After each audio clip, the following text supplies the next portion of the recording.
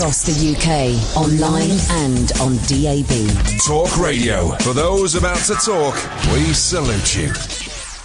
Talk Radio. Thank you, Johnny. Thank you, Ass Busy. So this evening, Janey Godley's coming up at 10 o'clock, and she's got a very sweary show. If you're watching on Periscope, you'll hear bad language. You won't hear it on the radio. You dig? Late night, Iain Lee on Talk Radio. We have ways of making you talk. I'm all thumbs, no action, attention deficit distraction.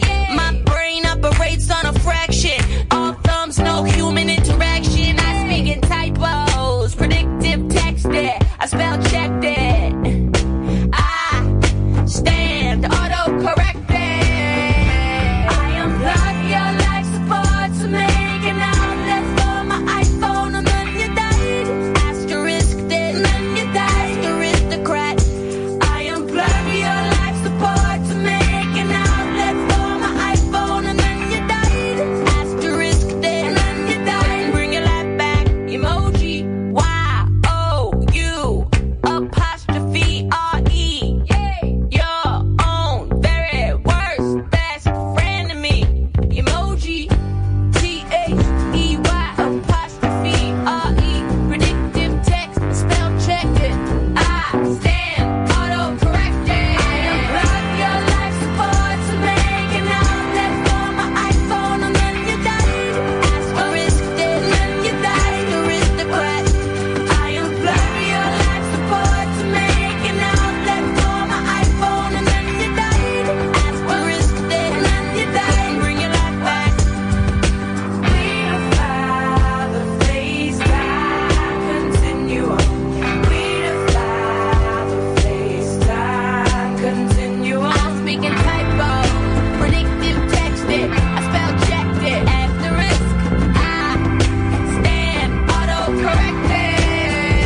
I unplug your life support to make an outlet for my iPhone, and then you died. And then you died.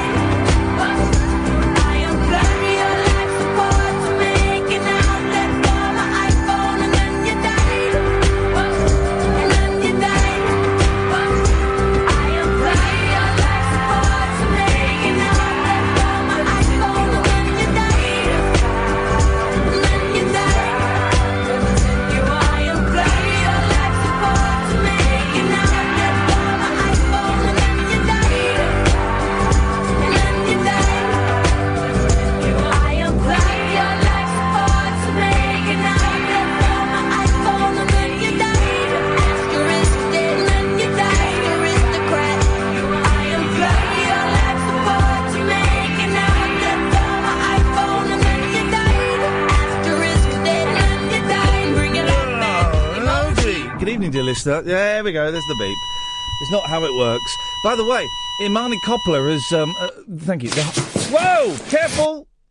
You're never sure with an Imani Coppola song if there's going to be swears in it, so you just got to be careful.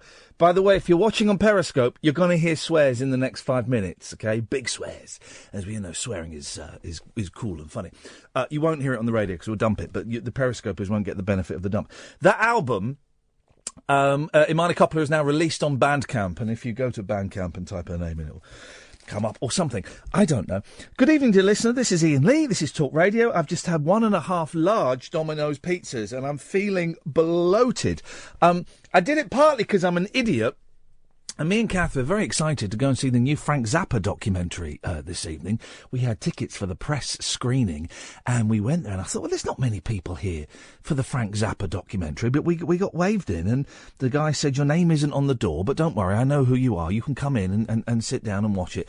And we sat down in the cinema, and there were about 4 or 5 other people. And the film started, bearing in mind this is supposed to be a documentary about Frank Zappa, and I was thinking... why are we getting shots of London's Covent Garden? Where's the... It turns out we'd gone to the wrong... It was the wrong thing. It was a screening of a cat named Bob, which is, I'm sure, is based on a true story. It's about a homeless man whose cat saved him. I'm sure it's a brilliant story. But I was set for Zappa. So we got out, snuck out, went and spoke to the man. We said, Frank Zappa. He went, no, that's next week. Next week. An actual week early. What a plum. Sweet Lord. Now, if we were LBC, we'd now be doing, for a little bit of light-hearted fun, when were you a week early for something? Give us a call now, 8444991,000. But we're not going to. You can share those stories or not.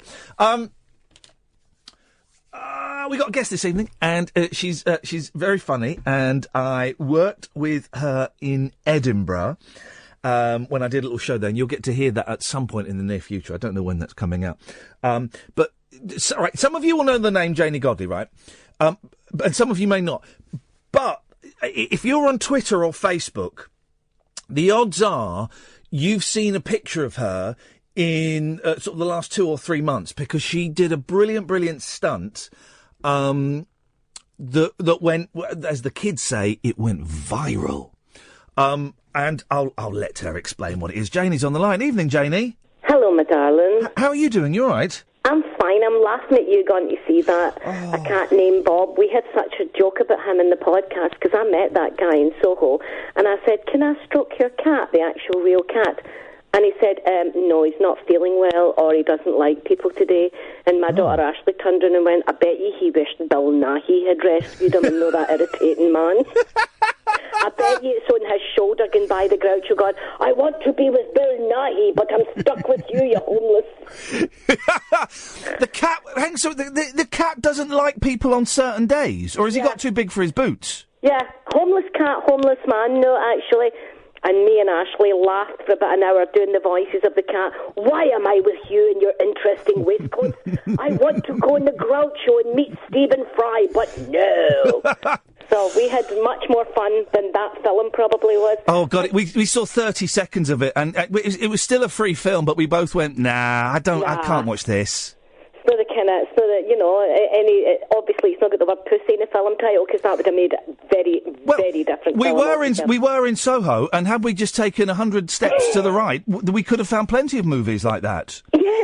Yes, and I'm so happy that you mentioned, I know you said it was a stunt, but I have to correct you, and I don't mean to be rude. No, go on. It genuinely was a protest. No, you're right. A stunt. And as I said that word, I thought, oh no, that's a little bit demeaning to what it was. So tell people what it was, what you did. That word rhymes with the bad word, but it was actually a protest.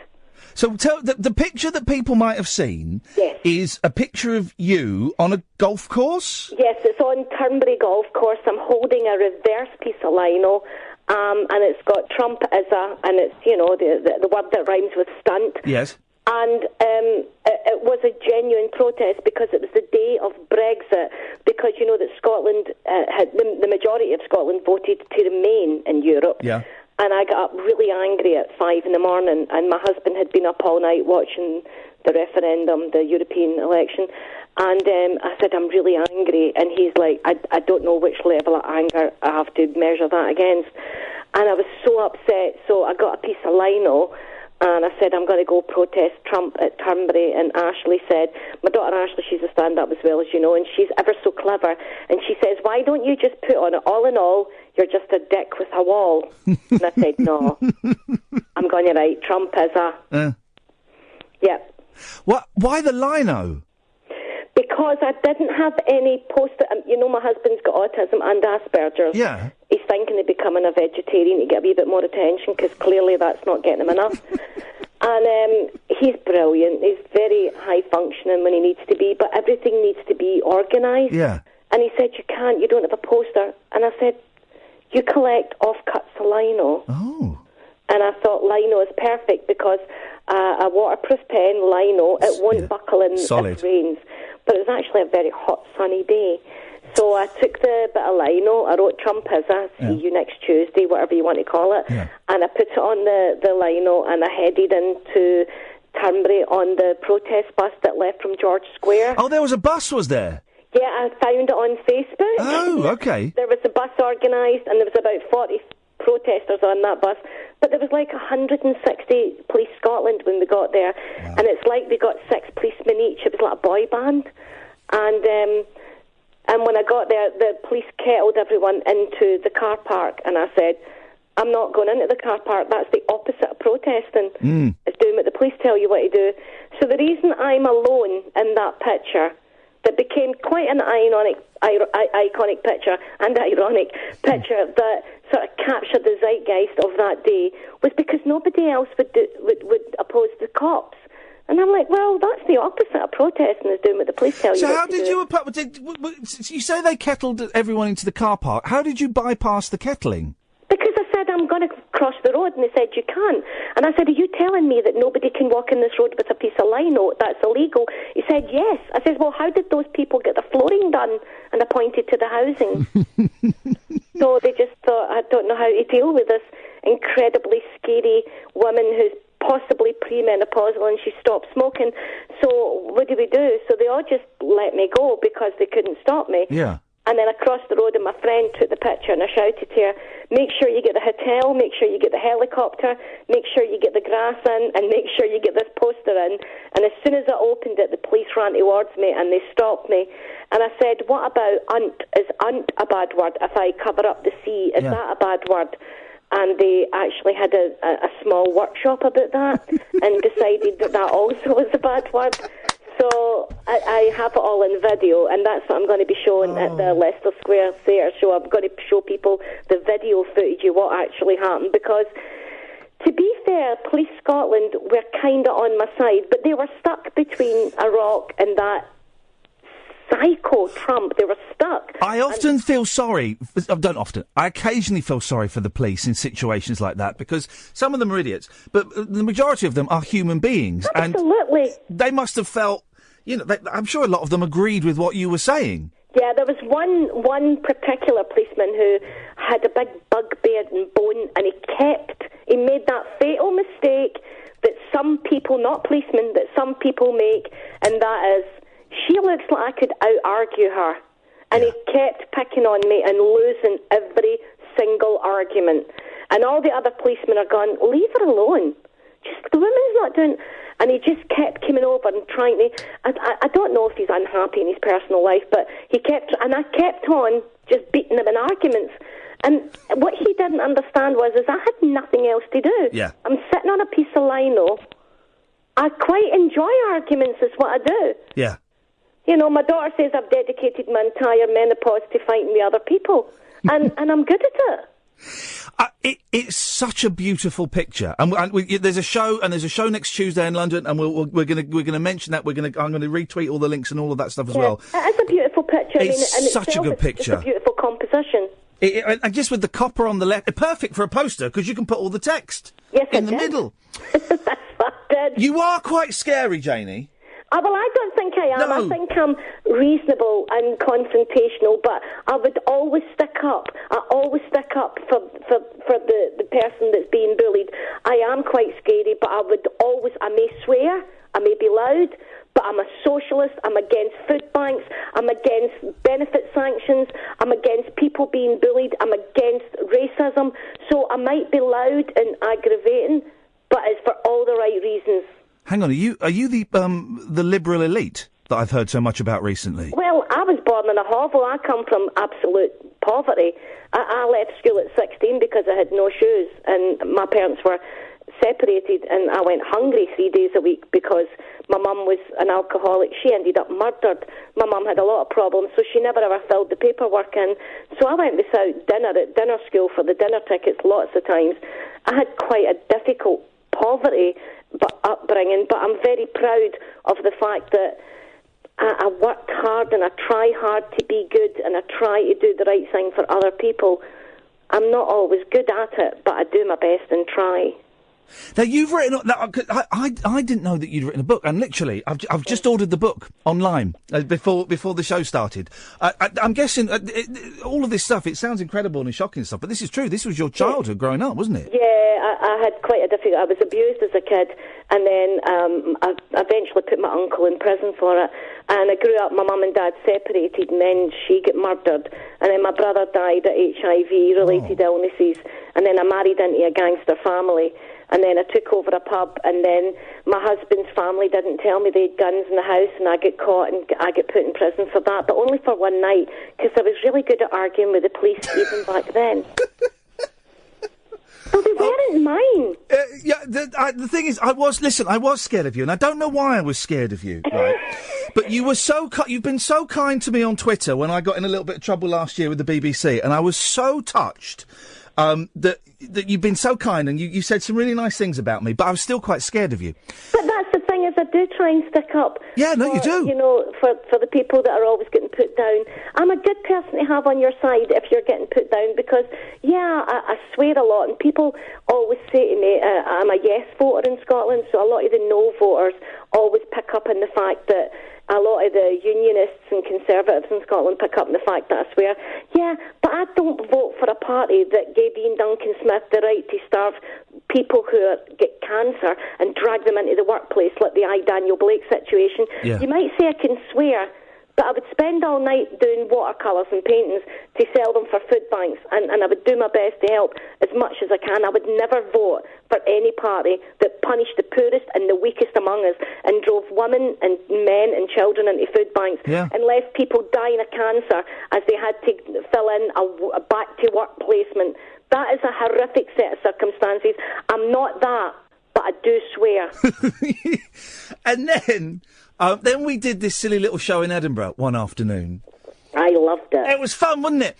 And you were I tell you, you were so delightful and so funny. Oh, bless you. And I tell you, I fell in love with you. And there was, I fell in love with you when I saw you. It's like, oh, this is going to be fun. But you did something which you probably didn't even, maybe you didn't acknowledge. You did something really, really kind to me during that show. Did I? Yeah, you did. And I was so touched. There was, we have history in that I came and saw your daughter do a show years and years ago when she was like 13, right? And I don't know if I was on, I think I was on the telly then, I must have been. Yeah. And I was a bit cocky and full of myself, and I kind of did a sort of under my breath heckle that I'm not particularly proud of, if I'm honest. I thought it was funny. I know you did, but I'm not particularly proud of it. And I look back, and I was full of arrogance and probably full of lots of other bits and pieces as well. And during this came up during the show that we did in Edinburgh, and you kind of hinted at it, and you looked at me and you said, "Do you want me to tell the story or not?" And I said no, and you didn't tell the story. Of course not. Why would I? Well, I know, but. Because it would have got a laugh. And there are some people... It doesn't have to be a laugh. And do you know what, Ian? You weren't cocky and fully... Well... You were being an objective audience member. And if my daughter wants to be a stand-up comedian at 13 and put herself up there, then she will take the critique and she will take anything that comes to her. And she did. And you know what? It was one of the highlights of the show. That's why you remember it. Because it was funny. Oh, well, and she enjoyed it. And you shouldn't put yourself down. No. You know, when we're younger... And we have got that lack of self-awareness that everybody has sometimes. Yeah. We still have it. We all still have a sense of a lack of awareness, and we sometimes forget ourselves. And if people can't forgive bits in us and only like the bits that they like and want to take away the bits they don't like, then that's fine. That's how the world works. But you don't have to be a dick all your life, and you're not. So don't put yourself down. But I just thought it was very kind. You could have gone for a laugh at the expense of me, and you didn't, and I really appreciate that. Oh, thank you. It's not my style. Well, I know it's not. You've got the show next Tuesday. It's the 15th. 15th of November. The 15th. Okay, so it's the week after. It's don't panic, me. I'll have to start packing if you say. Don't panic, guys. It's at the Leicester Square Theatre. I'm gonna tweet the link. I'm gonna let you, because we've got. There we go. You heard that on Periscope. It's called "Trump is a C Word," dear listener. And it's. I mean, I don't want you to ruin the show, but did you get arrested for that? Well, no, they tried a good few times, and then Trump sent his security detail after me, which is one of the highlights of the show. The poor two American men coming to argue with Janey, who stopped smoking on a diet and premenopause. Oh, God love them. They had no idea what they were approaching. See, I don't understand how people can't look at my face and go, avoid, avoid, avoid. Whatever that is, avoid. It was so good. When did you know that it kind of gone viral? Because I've had two things maybe go viral, and it's when someone else posts them on my timeline, not realising it's me, that you kind of think, oh, this has become a thing now. I didn't know. I was on the bus when I originally tweeted the original picture, which is a beautiful picture. I love Big Dara Brain said to me, he said, forget what's in that sign. The very fact, just your face and that policeman's face and that composition of the buildings behind you. And I tweeted it on the bus coming home, and within about a minute and a half, my timeline started to get flooded, and I'm thinking, why can't I reach the top of my timeline? What's going on?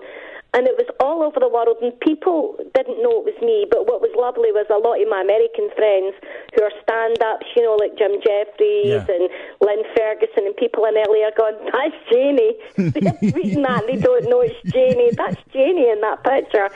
And it was just a moment in history. That man has just put people out of their houses in Aberdeen. And the news today, there's a wee Scottish woman, a wee Scottish widow who's 90-odds, and he's actually stopped the water going to her house. Oh, nice guy. Wee Molly Forbes now has to go and leave her cottage and have to go and get rainwater to bath in because he's stopped the water. And that is what he is. I don't care. He's a big enough man to be able to take my criticism. And people have said, you should stop that. You'll bring down the American government. What, me? With a bit of lino? How weak is the American government that I can destroy it with a bit of reverse lino? There's a brilliant, was it on the BBC? There was a brilliant documentary a few years ago about Trump. I think it's... He's been trumped. Yeah, and it's about the golf course and about how he was bullying. Trump. It's a wonderful. It won lots of awards. So good. And it won the Glenfiddich Whiskey Award. And it's just about him bullying people. Yeah, he was so annoyed that Glenfiddich gave them an award. They ripped all the Glenfiddich whiskey out of these hotels and stuff. So that's Scotland for you. We're like, yay, we like that you made that. And, you know, people are saying to me, well, what about Hillary? Well, see, if Hillary comes to Scotland and kicks a 92-year-old woman out of her house, she'll get a piece of lino as well. What else are you doing, Janey? The book I mentioned, by the way, you can still get it on Amazon. Handstands in the Dark. I've just ordered a copy, so there's one less out there. What are you doing stand-up and bits and pieces still? I run a comedy club in Glasgow called Wild Cabaret every Thursday. It's Wild Cabaret every single Thursday. And I do stand-up. I'm doing a BBC panel show tomorrow called Breaking the News. And Ashley and I, my daughter Ashley Story, she just went viral the day with one of her crazy videos. And she and I do a podcast every week called Janey Godley's Podcast. And it gets about 100,000 hits a week. And it's been going 5 years. Yeah. So we're very prolific about putting stuff out and being on the web, and, you know, you don't have to wait for TV companies to come to you. You can start making your own content, and we're big believers in that, like Richard Herring and Patton Oswalt, who made the speech at the TV festival in Aspen about comics just waiting on people coming to knock their door. You don't have to. You can put out your own content and an audience will follow. So I do that, and I do my own hand-painted T-shirts for Trump. Well, obviously not for him. And you can get them on my website as well. So I do painting, I do comedy, I do stand-up, and I can't wait to come to London to do my show. I'm so super excited. JaneyGodley.com is the website. Yeah. And, there we go. Store and merchandise, look, all of that stuff, brilliant.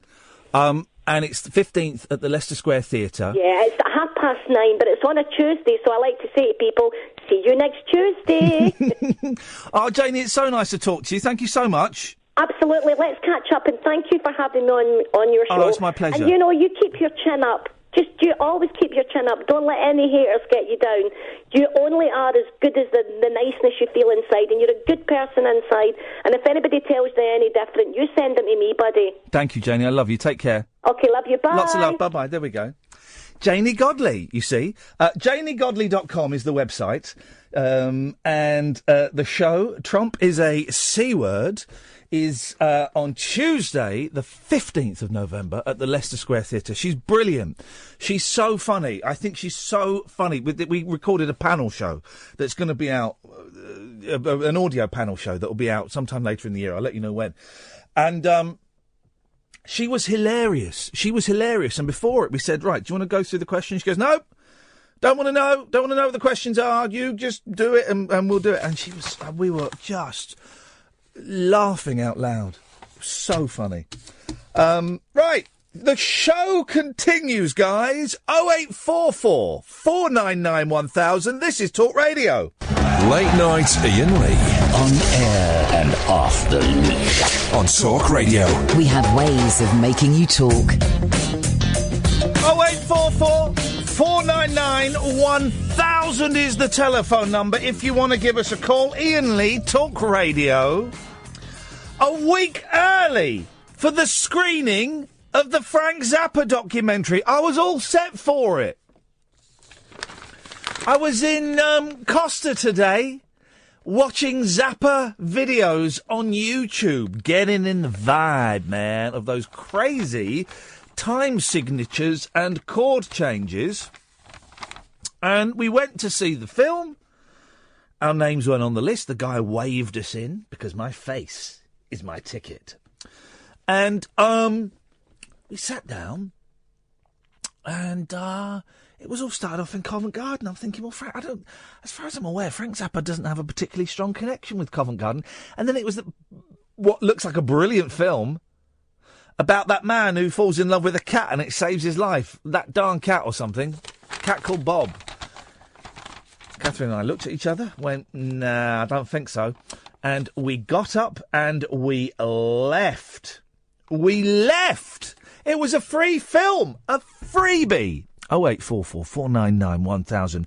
We got up and we left a freebie. Imagine that. That's how little I wanted to see that film. Now, of course, if that film is advertising with us, looks brilliant, I think you should all go. But my mouth was set for sweet. Instead, I got bitter. And it jars. You know that feeling? It kind of jars. So we didn't see it. What I want to know, right, you know the film about, it's called a cat called Bob or something? And it's a true story, okay, about a cat that saves a homeless man's life. And then he said a holy man. He saves a homeless man's life. Brilliant, right? Great, that's great. Now, the cat, I believe, is played by the cat, right? So the cat is played by the cat. That makes sense. But the man is played by an actor. How does that work? How has the cat got a better agent than the man? The cat's played by the cat, and the man's played by an actor. It looks like, from what little I've seen of it, and literally all I've seen are the opening 30 seconds and the poster on the side of a bus. That's all I've seen of it, right? But from those two small elements, it looks very much in the style of Eddie the Eagle Edwards film. It looks very, very similar to me. And I never wanted to see the Eddie the Eagle Edwards film. There was a period a few months ago where you'd go to the cinema and literally they'd be showing like 6-7 minute long trailers. Not literally, it's a lie. But it felt like 6 or 7 minute long trailers for that bloody Eddie the Eagle Edwards film. The show's supposed to be celebratory, Ian. Where's the celebration? Well, Eddie the Eagle Edwards is a nice guy. I've worked with him. I've been ice skating with Eddie the Eagle Edwards. Yeah. For... what was it for? It might have been the One Show, but... it might have been the One Show or Watchdog. But what story could possibly have a scene with me ice skating with Eddie the Eagle Edwards? I can't think. I've literally got no idea. I would ask you what it was, dear listener, but if it was on the One Show, you wouldn't have seen it. So Eddie's nice. I'm sure the cat's nice. I'm sure the homeless man is nice. I'm sure everybody's nice. 0844 499 1000 is the telephone number if you want to give us a call. We call you back. Let's go to Jorge. Good evening, Jorge. Hey, how you doing? Sorry? I said, hey, how you doing? Oh, I thought you said bend over. No, I didn't say that. Are you sure?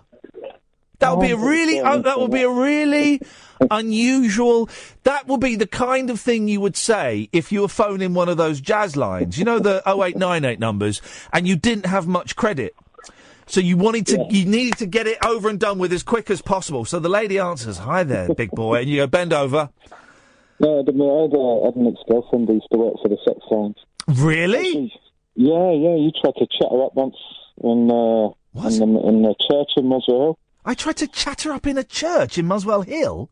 Yeah, you know the one. Oh, I know. Yeah, okay, I know the one. I don't think I tried to chat her up precisely. Oh, you did. No, it's all good, though. No, I didn't. No, hang on a minute, Jorge. No, I didn't. No, hang on a minute. I didn't try to chat anyone up in a church in Muswell Hill. Oh, yeah, you did. No, I didn't. He was a bit of a character, I think, back in the day. Yeah, back in the day, Jorge. Thanks for calling. What on earth is he talking about?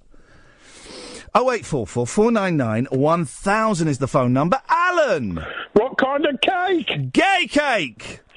Francis Watty cake for me. A what cake? Francis Watty. Fancy squash. I thought you said a fancy squashy cake. No, the lead singer of Status Quo. Yeah, the lead singer, the only singer of Status Quo. He's going to be on the show maybe Thursday. Oh, look forward to it. Look forward to it because it's going to be excellent. I can play you a tiny little taster. Hang on, this is it. I saw you in concert about 5 or 6 years ago. It was brilliant. At Wembley Arena. Did you say brilliant on here? Well, it's a pre-record. We can out. Exactly. So that's happening. That button was doing overtime. Yeah, well, it was the bleep button. The old bleepy button. No. I wonder how many times that was bleeped. Well, just those. That's literally all of the bleeps. And the last caller was talking about Bendover. That's an actual person. Yeah, I know. It's the name of a pornographic filmmaker. And he used to be a drummer. Did he? Yeah. You've got me speechless there, Alan. I don't know much about Bendover. Yeah, he used to be a drummer before he'd done adult films. Well, he's good with rhythm, isn't he? You can tell that from his movies. Especially when he banged the drum. Thank you very much indeed. What you got for us tonight, Cads? I was going to play a game of playing bingo. Of what? LBC bingo. Okay. Well, what do you think those guys are talking about right now? Well, I think, as it's just happened, the winner of the Great British Bake Off. They're not going to do a whole hour out of Great British Bake Off. No, I think they'll do about 15 minutes of it. They don't, then move on to something else. No. They do hours. Here's the thing, Caddick, right? I've never, ever in my life seen the Great British Bake Off, right?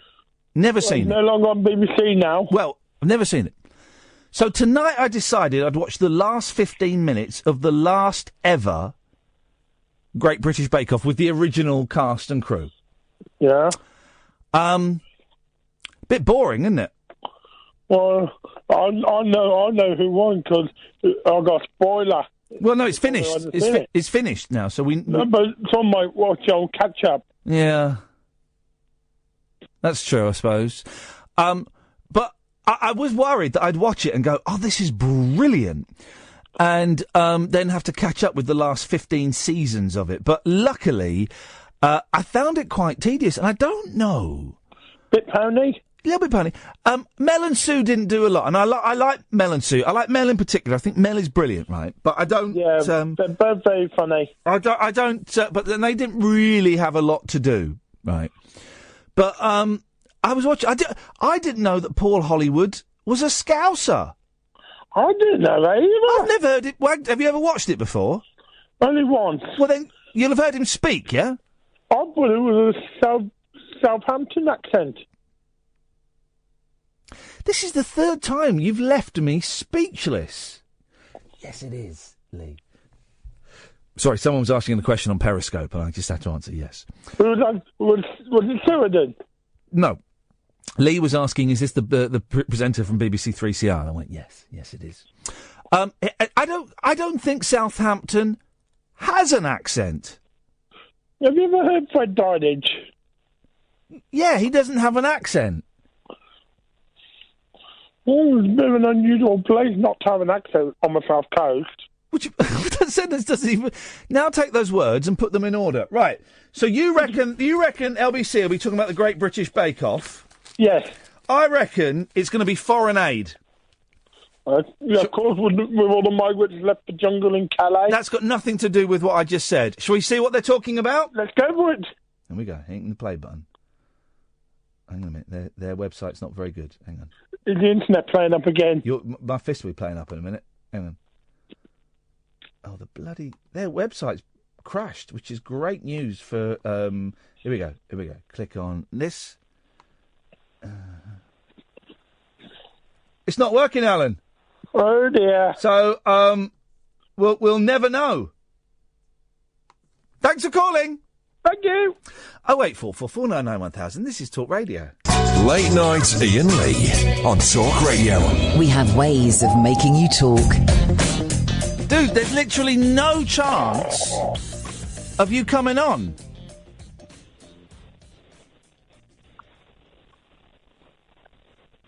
Hello? Yeah, there's no chance of you coming on. So I would suggest, because when you ring through and get connected, it costs you 7 pence a minute, probably more if you're calling from a mobile. So I was going to ring you and say that wasn't anything to get you like paranoid about anything. No. But the thing is, I don't want you on the show. So I would, if I were you, fella, I would put the phone down. I would save your money, save your embarrassment, He's gone. There we go. That was weird, wasn't it? That's a weirdo. I kind of know half of what he was talking about. The other half I haven't got a clue. But that's the beauty of it, guys. Cookability. That's the beauty of gas. Huh? That's the beauty of gas.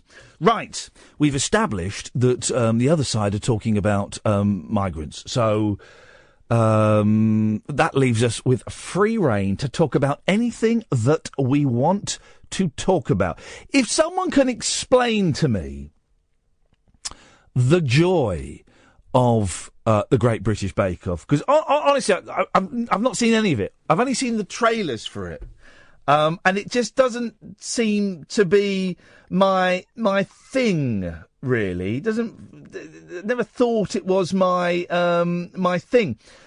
So I thought we were there, and there was not a lot on going on in the office, and I thought we ought to talk about something, and maybe we'd watch the Great British Bake Off, and maybe I'd be sucked into the rabbit hole. But I didn't get it. Now, it's the final, so I'm guessing the final is obviously... I'm being told on Periscope that ABBA are reuniting. Is that true? For concerts? Oh, they're so smug. Oh, we will never be doing the reuniting. We will never do the reuniting. I kept saying that, didn't they? Oh, we're never going to do the reuniting. We don't need to do it because of our Vig. One of them, the blonde one, Agneta, had stage fright, didn't she? I think she had stage fright. Now, have I got this right? She married a prince. They're all multi-millionaires. She married a prince, didn't she? Or was it Anna Frieda? It was Frieda.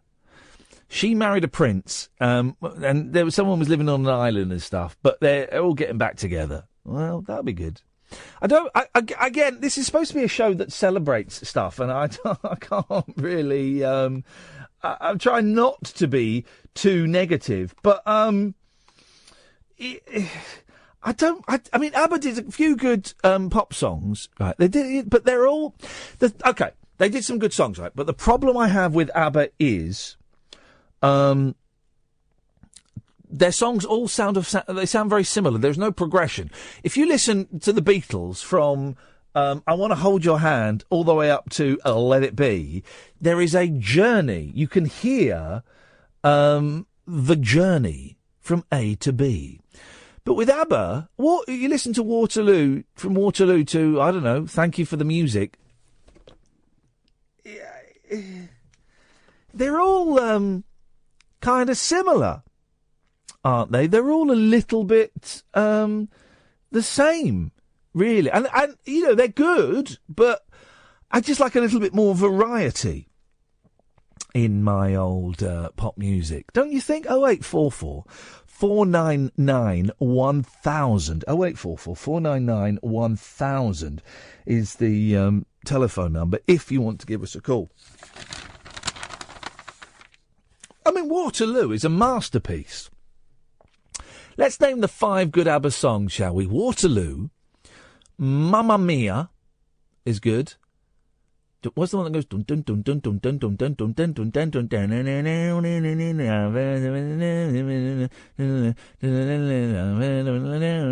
Oh, it's Mamma Mia. I was just Mamma Mia. I was just singing. So that's good. They must have done. Oh, the one the man sings about. Does your mother know that you're out? I like that one. That one's a little bit raunchy. A little bit U-tree as well, but 0844 499 1000 is the telephone number. Good evening, Ray. Good evening. Hip, hip, hip. What kind of cake, you loser? Lesbian drizzle. Thank you very much indeed. It's quite... Anyway, Ray, that's quite an unpleasant phrase. Sorry. So maybe next time we can have a different type of drizzle? Okay, all right. God bless you. God bless you for that. Anyhow, I'm calling with regard to your conversation last night with Gatford. You'll have to remind me, because I don't remember what we did. It's about a certain vocal tendency of yours. Oh, yeah, the shush. Yes. I've actually found an appropriate piece of music. Oh. I'll just give you a quick burst. Please do. Here we go, listen to this.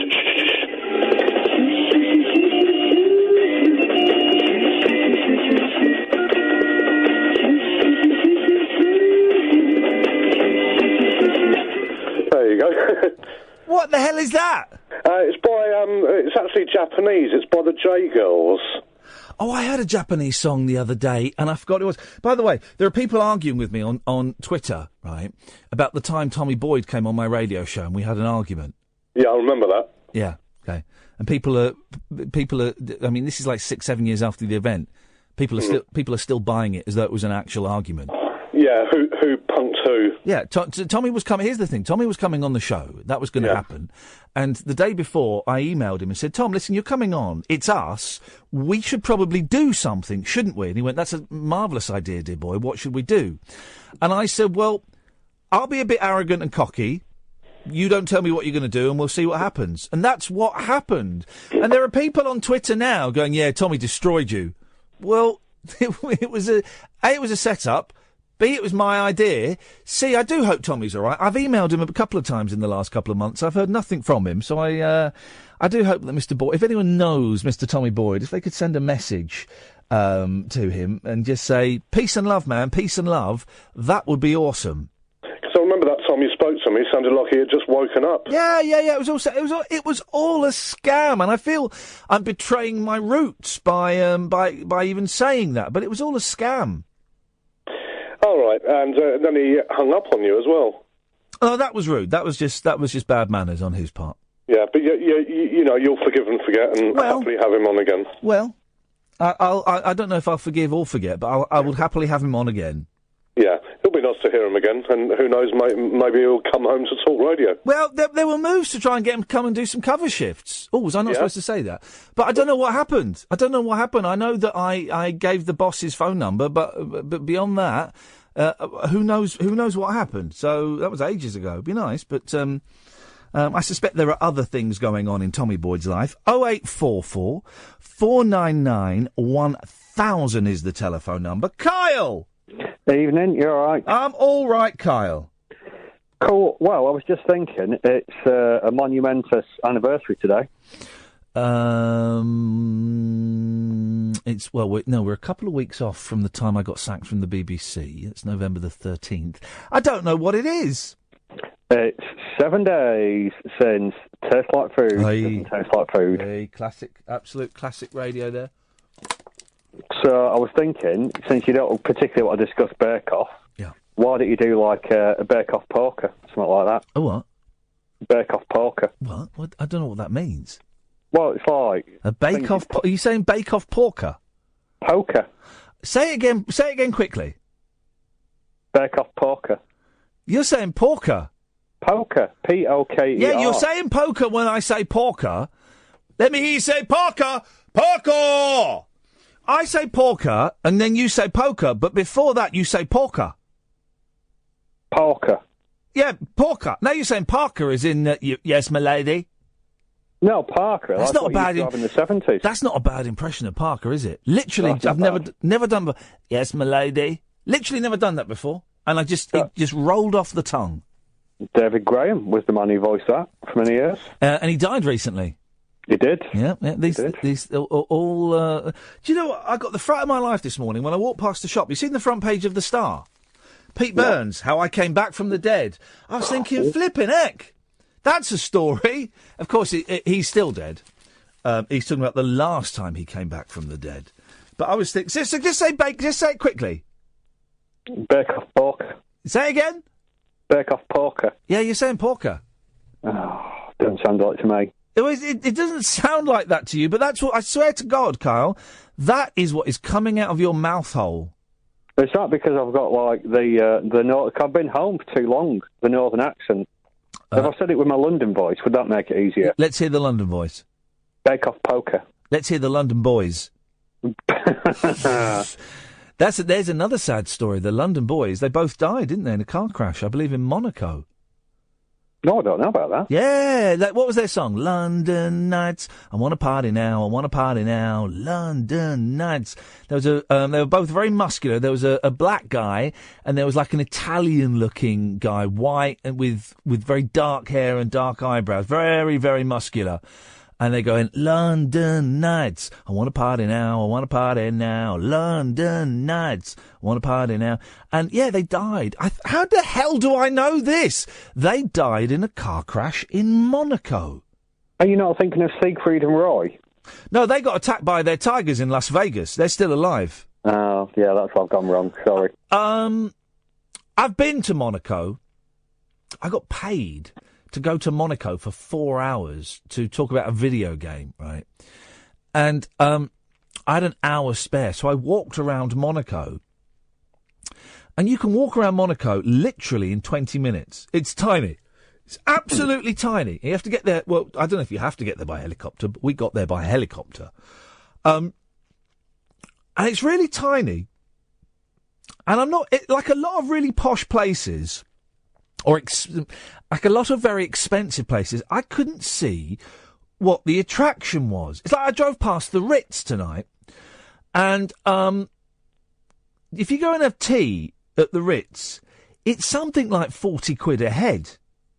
And that's for tea and scones. It might even be more than that now, right?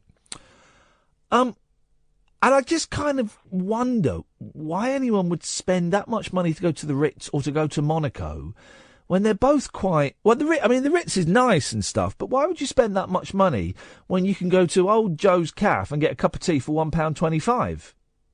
But it's the status thing, isn't it?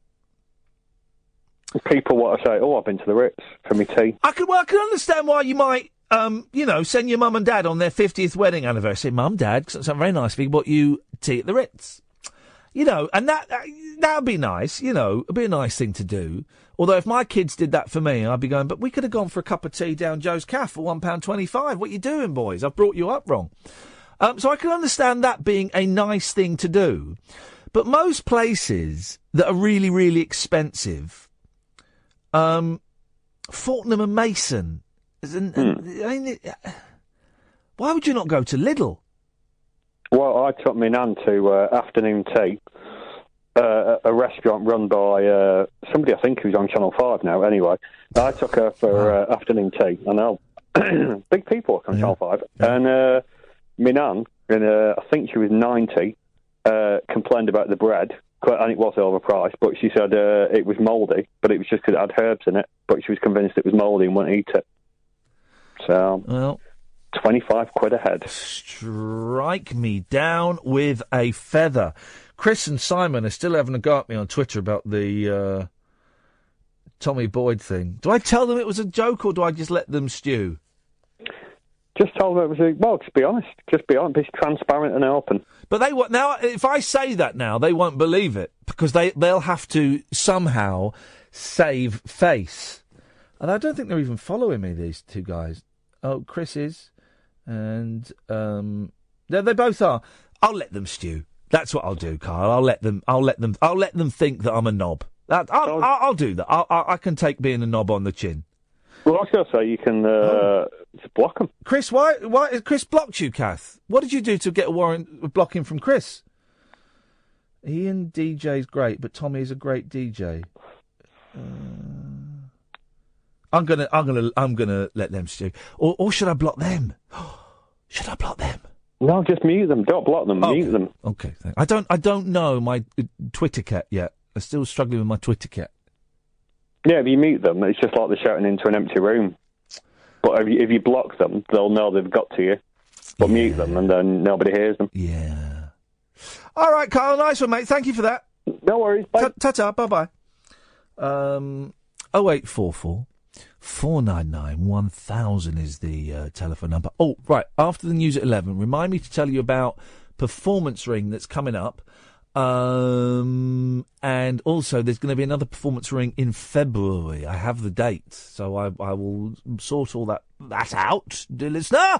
I'm Iain Lee. This is Talk Radio. Across the UK, online and on DAB. We are Talk. Talk Radio. Give it some lip. Talk Radio. Man, lots to talk about in the next 2 hours of the show. 0844 499 1000 is the telephone number. We call you back. It's as simple as that. I'm Iain Lee. It's 11 o'clock, and this is Talk Radio. Late night, Iain Lee on Talk Radio. We have ways of making you talk. Yesterday was kind of like the 4th of July. The way your face lit up the entire sky. Had to look away because it hurt my eyes. The way you hit me was a big surprise.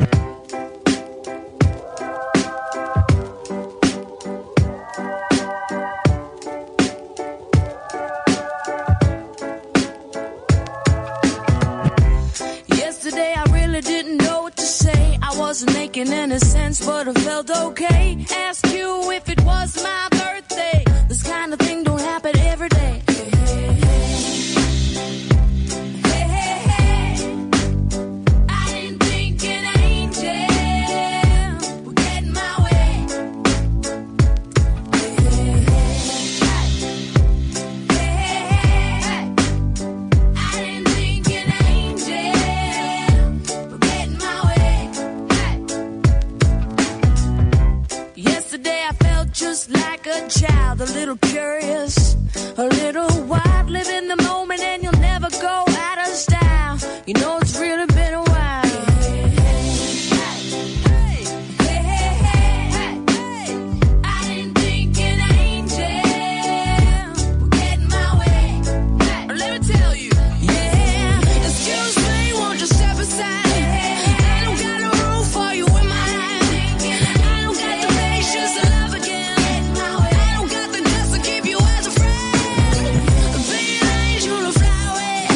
I hope you reach some.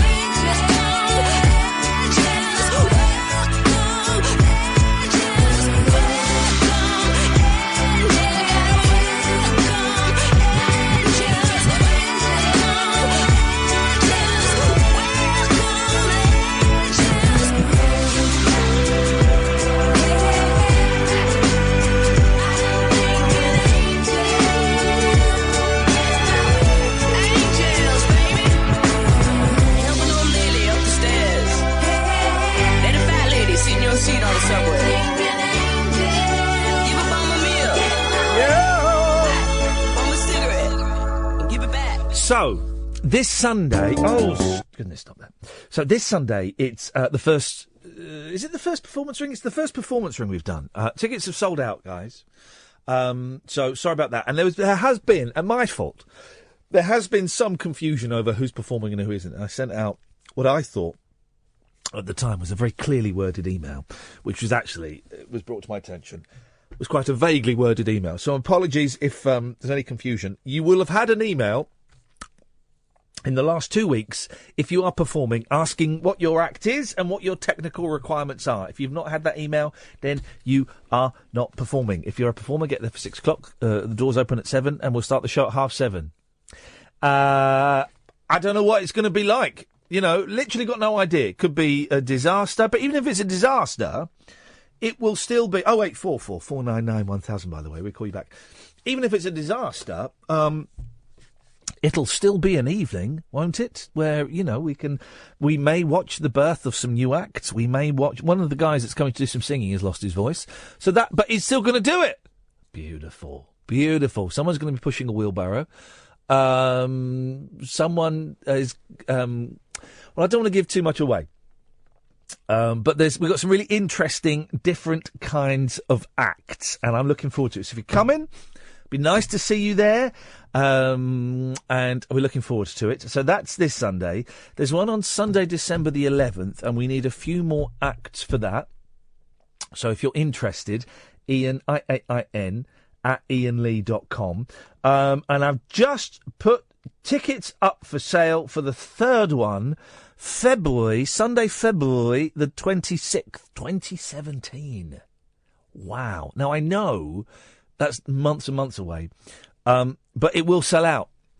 You know, the others have sold out within like 2 days. So this will sell out. So my suggestion is get in there sharpish. Don't be disappointed. And if you want to do an act for that, again, send me an email. And when I say an act, right, if you want to come and sing, you know, what we haven't got room for, because it's the venue will be rammed.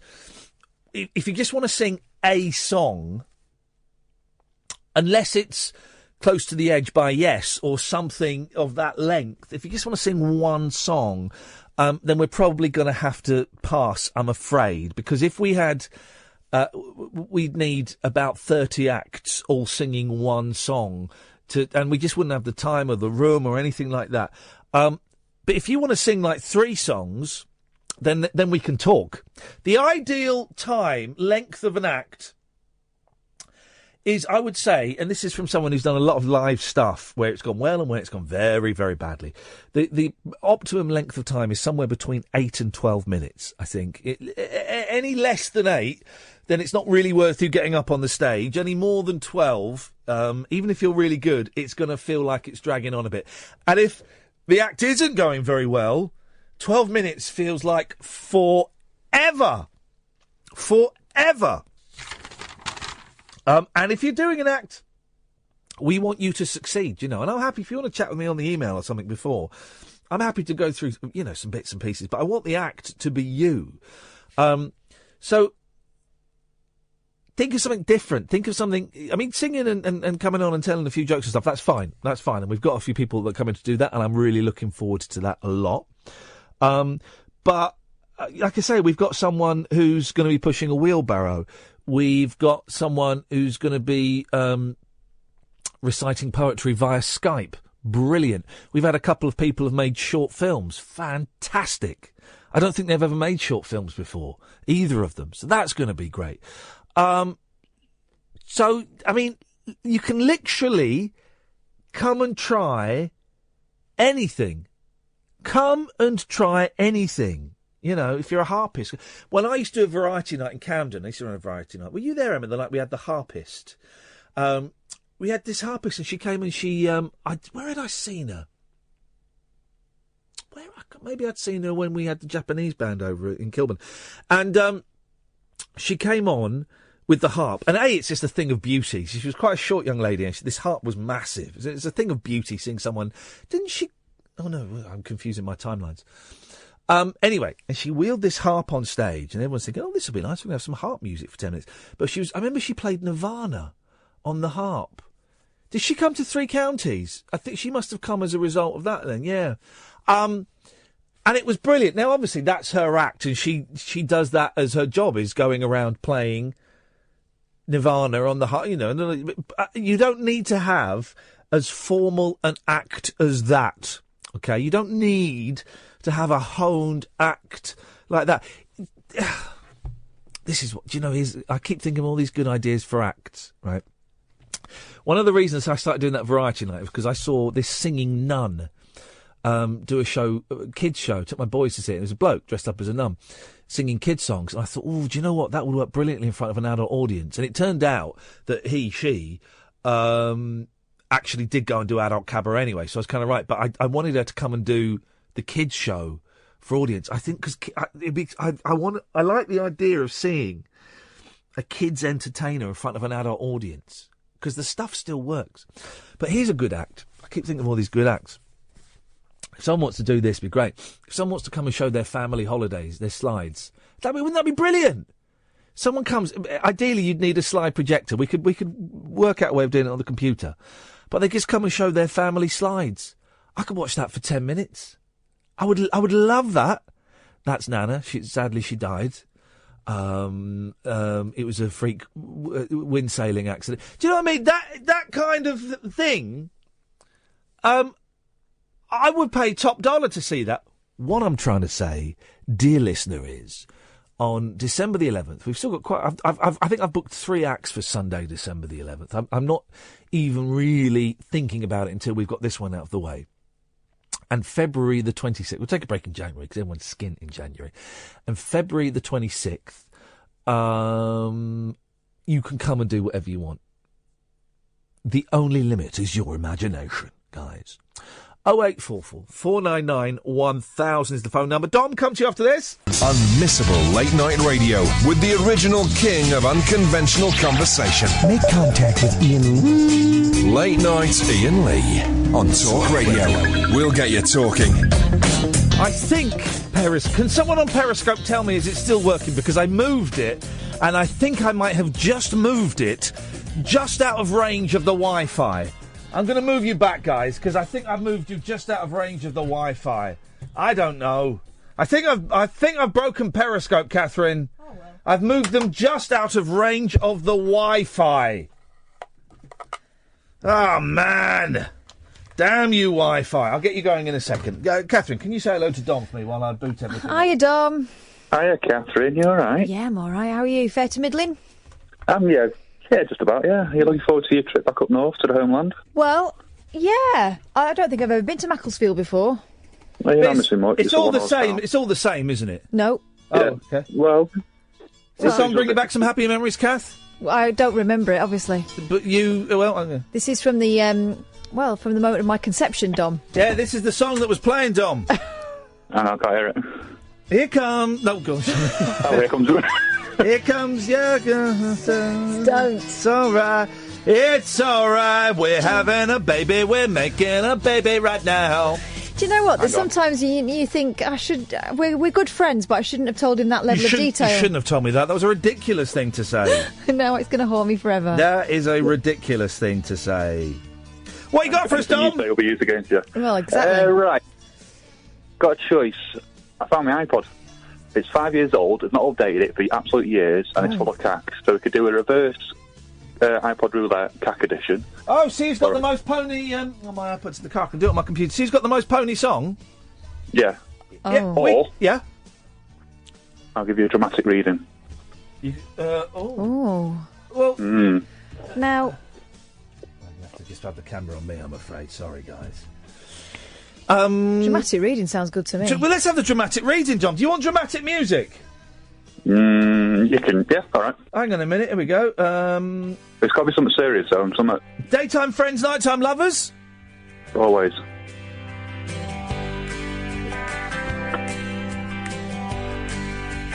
Don't stop. Never give up. Hold your head high and reach for the top. Let the world see what you have got. Bring it all back to you. Bring it all back. Hold on to what you try to be your individuality. When the world is on your shoulders, just smile and let it go. If people try to put you down, just walk on by. Don't turn around. You only have to answer to yourself. Don't you know it's true what they say? That life, it ain't easy, but your time is coming around. So don't you stop trying. Don't stop. Never give up. Hold your head high and reach for the top. Let the world see what you've got. Bring it all back to you. Bring it all back to you.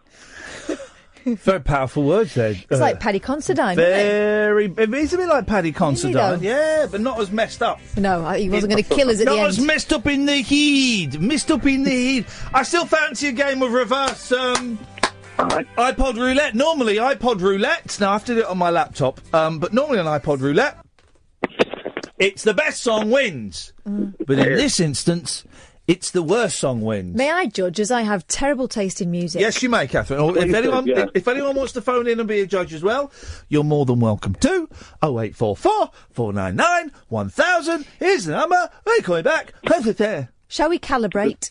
Now, I need to work out how to put mine on shuffle. How do you make it shuffle? Do you click? No, you don't click that. Do you click I've this? had Apple for years, mate. Hang on a minute. Click that. The issues you've had this week, you'll realise it's better. Here we go. Okay, I think yeah, okay. I'm on shuffle. Right, Dom. How many songs you got? I've got. Oh no. It's only on one album. Hang on a second. Let's try again. That could have been very messy. 14,664. Oh, bless. How many have you got? 25,578. Beautiful. His is bigger than yours. Well, I had terrible trouble trying to get. I don't think this is doing it properly though. No, it's not. It's just skipping through the through my playlist. I don't want it to do that. Hang on a second. We're going to go there. All right. There we go. Right. Okay. Should we have a little calibration? Yeah. Yeah, I think we should. Dom, you go first. What you got? Right, hang on. Press play. Hang on. Wait, stop. Let's try that again. You can't just try it again, dude. No. I'm calibrating. It's already on. I think it's mine. I've got 14,664. They're all blinders. Oh, here we go. They are all blinders. Oh. You got it? Chill. Yeah, it's Tiffany. Think we're alone now. But it's not. Oh. What is it? Girls Aloud. Beautiful. How dare they? Beautiful. But that's all right. what makes it better. Well, my first one would be this.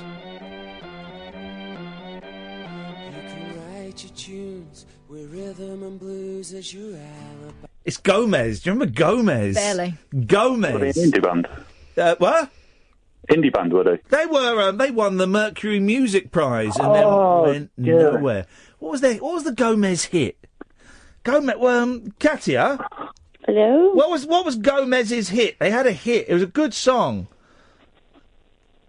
Katia. Hello. I'm thinking. There we go. This is it. Remember this? Oh, there we go. Vaguely. There we go. This is Gomez. You remember this? No. This is good. This. You wait till you get to the singing. Once upon a time, not too long ago, we took a day out in Manchester. We all fall out. There's not enough hours in a day. You remember this? No, you dancing it at me doesn't make me know it. Played a bit of football, fell into the Wait till you get to the chorus. All right, I'll wait. He's singing about Manchester. Your town. That doesn't mean I know about it. There's not enough hours in a Here we go. Here we go. Yeah. Dig a bone, dig a bone, dig a bone, dig a bone, dig a bone, dig a bone, dig a bone, dig a bone, dig a bone, dig a bone, dig a bone. Okay. No, they had a big hit. Oh, here we go. This is it. This is it. You know this. You know this. Again, slapping your bass in my direction. Very sloppy bass, yeah. Sing boner.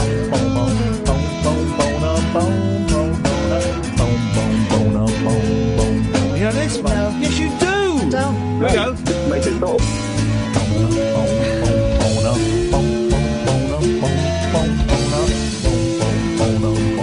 Here we go. You know this? Here we go. Sing along. I wear the same shoes as everyone.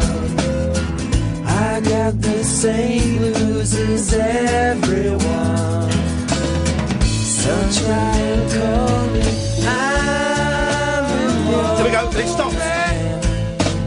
Yes, I am. I'm gonna get myself arrested. Got some friends in my BMW. Are gonna get ourselves arrested.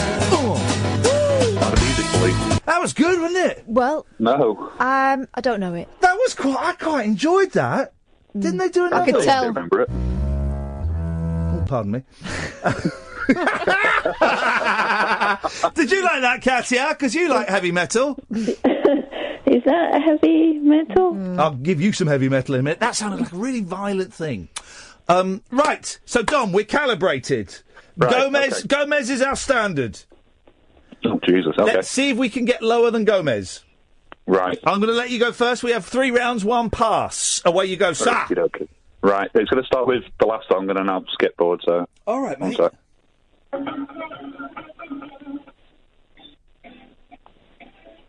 We can't really hear what you're playing, Dom. Keep it in the family. Level 42. Yeah. That's a great song. Yeah, not wrong with that. What have you got? Right, I'm just going to skip forward. Well, okay, going to skip forward. Ready? Here we go.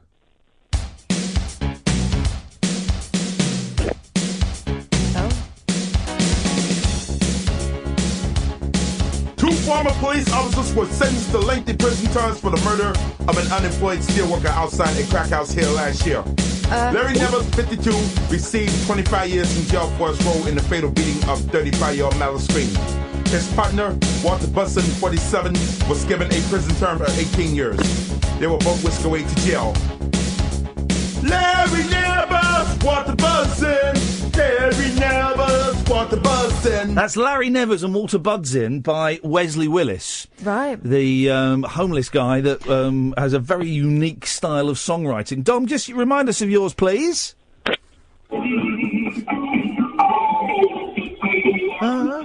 Well, so Katia, we're looking for the worst song of the two, and you and Catherine can confer, please. I think we're probably of the same mind, Katia. Second one is... Yeah, second one. My one? Yeah, Poet. Thank you very much indeed. That's 1-0 to me. Right, my Oh, turn. no, I was going to say yours is rubbish. Yeah, mine's rubbish. I won. So he wins. It's got to be the rubbishest. Okay, yeah. Oh. Sorry? We Yeah. flipped it for 2016. Okay, Yeah, so we're it's the looking reboot. we're looking for the rubbish. Okay, my turn. Here we go.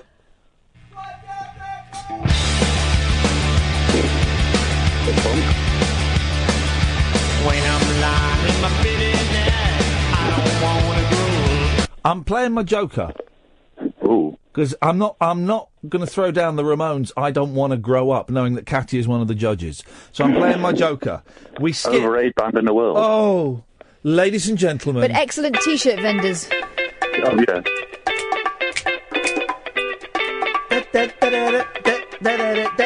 Take it. In a minute, don't know this song. I've never heard this song. I don't know.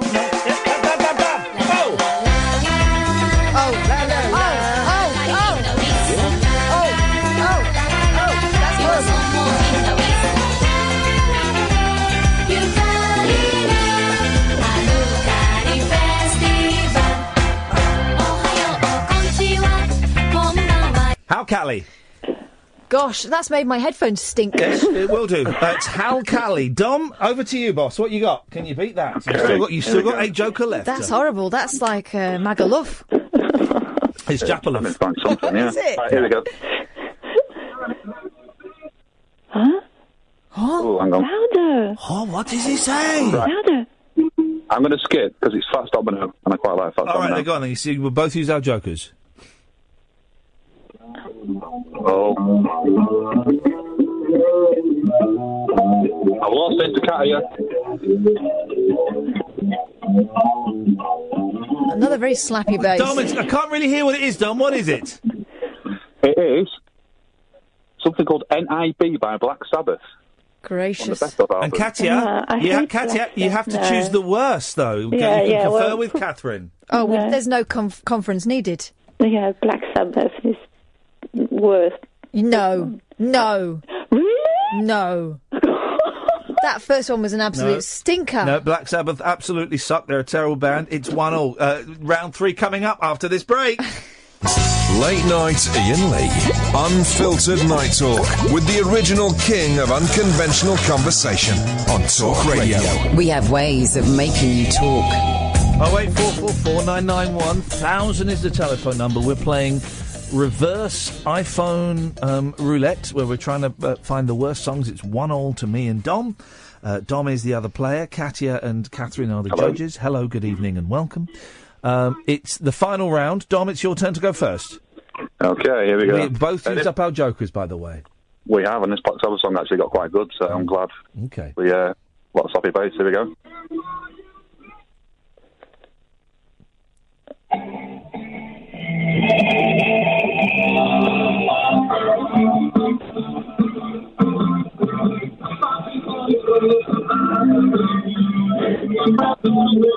It sounds like you're in the toilet of a nightclub. What is that, Dom? What is that?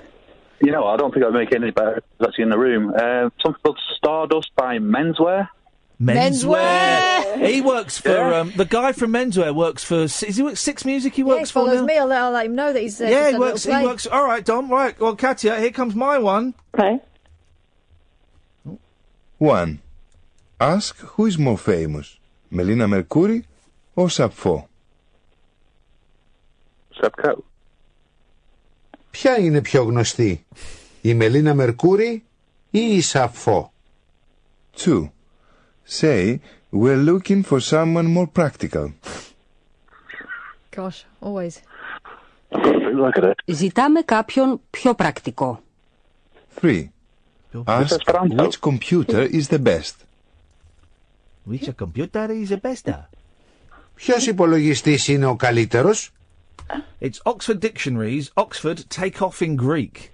Now, we've never I had... never got to that chapter. I only got to Thelonolaxo Katoliris Parakalo. We have never had a dictionary come up as part of iPod Roulette. Now, I don't know what the rules are as to whether we accept that. I think we have to accept it, don't we? Yes. We have to accept it. But the thing is, I like that. Yeah. That's my language. It's not my language, but that's my area of interest. But you're quite. There should be at least a bit of music there. Well, yeah, Catherine. I mean, language is musical. Catherine is quite dull. What? Catherine is quite dull. I've heard she's a polyglot. Yeah. So and then some. I tell you what we're gonna do. We're gonna. Should we skip that? Do we skip? No. We play. We keep. I want to know how you say it. Does anyone else want to know how to say it? Yeah. I want someone more practical. All right, fine. Then we leave it. So it's Menswear, featuring the I think the head of Six Music, Matt Everett, versus Greece. Well, Katia. Heavily biased. I'm going to go with Greece. As the worst. Yes. You sure you understand Greece. Catherine? No, I disagree. No. No question. She said it now. No. This is hang a minute, because I don't think Katia understands this game, despite it being round 3. Okay. Non. Il faut que tu choisisses le pire. Oui, je sais, j'ai oublié. Well, Jesus Christ. I mean, it's not that difficult. You have to pick the worst one, Katia. Yes, I know. Go again. Okay, the worst one is definitely not Greek. No, exactly. So say the other one then. Well, it's a menswear. Okay. Well, yeah, I agree. I concur. So Dom, congratulations, you won. But you only won this. In real life, you're the loser, and I'm the winner. Do you see now? Can you see through that egg that's all over your face? My beard is like scrambled egg. It's ridiculous. Hey, Dom, I went and had a beard trim today. I've heard of people like you. It was half relaxing. He was nice. He wasn't Jimmy or Johnny. Jimmy, who I normally go to, because he had someone else with him. And the fella that did my beard looked so terrifying. I thought, I don't want to say I'm waiting for Jimmy because he might crush me. So I went, all right, and sat down. First thing, sat down. Got the old little thing around you to catch all the hairs and stuff. He went, so you're on the telly, are you? Oh no! And he was absolutely delightful. He cuts the hair of Fern Cotton's children. He told me they got beards. Yes. And he was very, very. He was a big man, but you're a big man, but you're out of shape. He was a bit. I don't know if he was in shape or not. He was a big man, but he was a very gentle man, Dom. He was a very, very gentle man, and I could have fallen asleep. Could have fallen asleep with him there, just gently clipping away at my beard. Did he wash it first? No. Oh. It's not quite like getting a haircut. He just combs it and zzz, and then he was. Yeah, it might be full of egg and all sorts. There's no egg in it. I made sure. Pete's doing it now. I made sure it was absolutely clean. Right now. Do you not get a man to trim yours, Dom? I trim it myself. I mean, I've cut my own hair, shaved my head for the last 20 years. Not been to barbers for about 20 years. Can I interrupt you? You can. Shaving your head is not technically a haircut. I cut my own fringe. Really? Yeah, cutting your own hair is when you've still got hair left and you're styling it. Shaving your head is that's not a haircut, I'm afraid, Dom. So you're gonna have to stop saying that to make yourself sound interesting. I'd argue that you're getting your hair dressed at hairdressers. Sorry? If I went to a barber's, he would barber my hair, which in my language means to just make it shorter. But you're not cutting your own hair. You're shaving your head. That's a different thing. Well, who is then? Well, it sounds like no one is. I'm getting confused now. What are we arguing about? Dom's lost anyway. We were arguing about something. Hello. Oh, God. Well, thanks, Dom. Thanks very much. Good night. That noise from Katya. Guess where I am on Sunday at 6 o'clock? You're at a performance ring. No, yes, but also I wasn't expecting that. I'm on Total Rock. Oy. What is Total Rock? Total Rock, the home of great music. No, that's no, that's us. No, hang on. No, that's Virgin. I don't know what it is. That's Mansfield 103.2. No. Can you stop mentioning other radio stations? Okay, are available, but don't listen to the other radios. They're well rubbish. Apart from when I'm on. Okay. With the Kansas interview. Kansas! Yes. Flipping it, Kansas. It turns out the Kansas are the most rubbish band of all time. Oh no, they were Don Kirshner's puppets. Yeah, because you said so already. But you haven't listened to them, so I can't accept that. Well, no, I did. I did listen to 15 seconds before, and it was not very good. Well, there you go. Well, what album was that? I don't know, Kansas' greatest hits. Really long one. I listened to their two hits, and they were rubbish. What is it? Like Dust in the Wind, and then Carry On Wayward Son. I'm going to cut you off now, Katya. There we go. There's a little taster of her documentary there. We can't. God, I'm really tired of something. We can't have Kansas conversation again. We can't do that. That is once was enough. Once was plenty. Although Luke Haynes thoroughly enjoyed the Kansas chat, we can't go down there again. That would be highly inappropriate. I've started listening to my iPod for the first time in ages. I'm trying to walk more to get rid of this fat belly, which is going nowhere. It's going nowhere. But I've started to walk more. I want to get some good, loud, over-the-ear headphones. Now, the ones you got me are nice, but they're not very loud. Because I normally put in the Apple in your ear ones, but for some reason they keep falling out. I don't know if my ears got fat.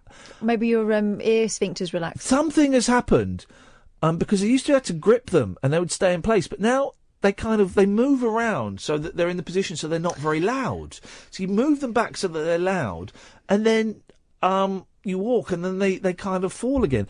So I'd like the problem, and I don't want Dr. Dre's or anything like that. No, I've got some wireless ones, but then I feel a bit of a plum I wearing don't them. want wireless ones. No. I'm not. No. I also feel like a plum. I feel like Craig David or something. Why? What was Not that he's a wrong- plum, but he had big headphones. What was wrong with the old headphones with the orange bit of foam Oh. and the wire that went over your head, and you just clamp them on? My sister used to eat the foam, but apart from that, they worked a treat. Yeah, they were good. And then there were ones that had a wire over the head and they went in the ear. Do you remember those? They were good. They were my favourites, probably. I saw a girl and she had some headphones with like little ears. Oh, that's weird. Yeah, no, I quite liked them. So I need to get some sort of... But I don't want to... Here's the thing, guys. I don't want to spend money on this because I'm constantly losing headphones. All the time I lose my headphones.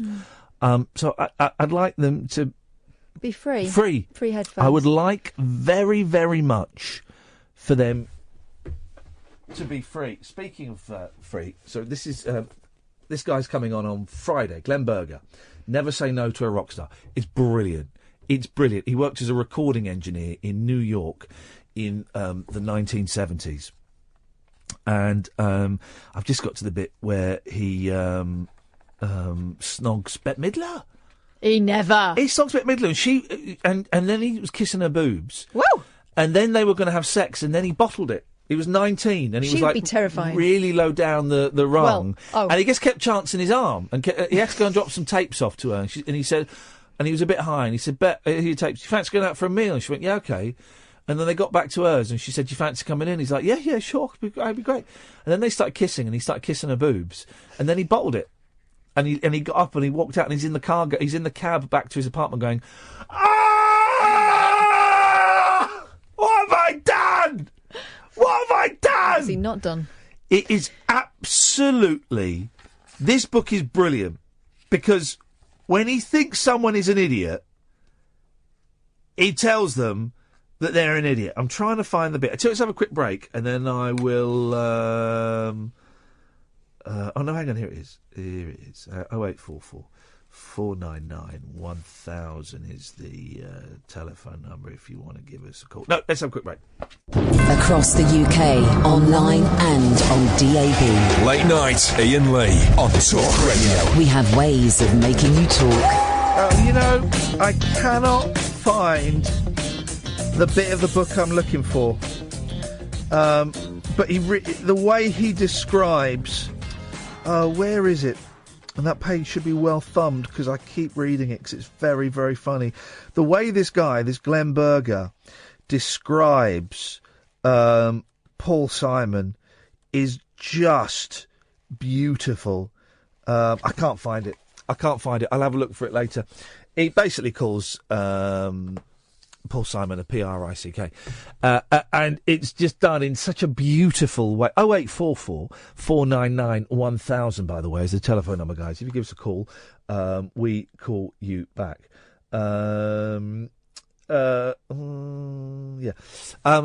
But the beauty of this book is, right, normally when people write rock biographies and stuff, thank you for your comment about the John Lydon interview. When people write rock biographies, they're quite often still working in the industry.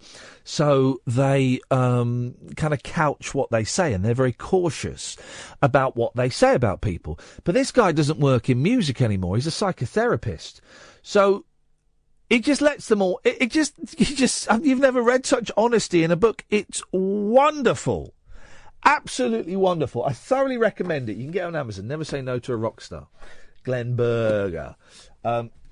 He's coming on. Oh, comes a cup of tea. Thank you. He's coming on Friday, I believe. He's coming on. Let's just whack it down there. Thank you very much indeed. Now, the other book I've got, and I'm kind of regretting buying this. Do you remember we had Miles Johnston on Friday, who was talking about super soldiers, interdimensional warriors, and sucking off someone's soul vacuum or something like that. And I said, Miles, give me a book that I should read about the super soldiers and all this.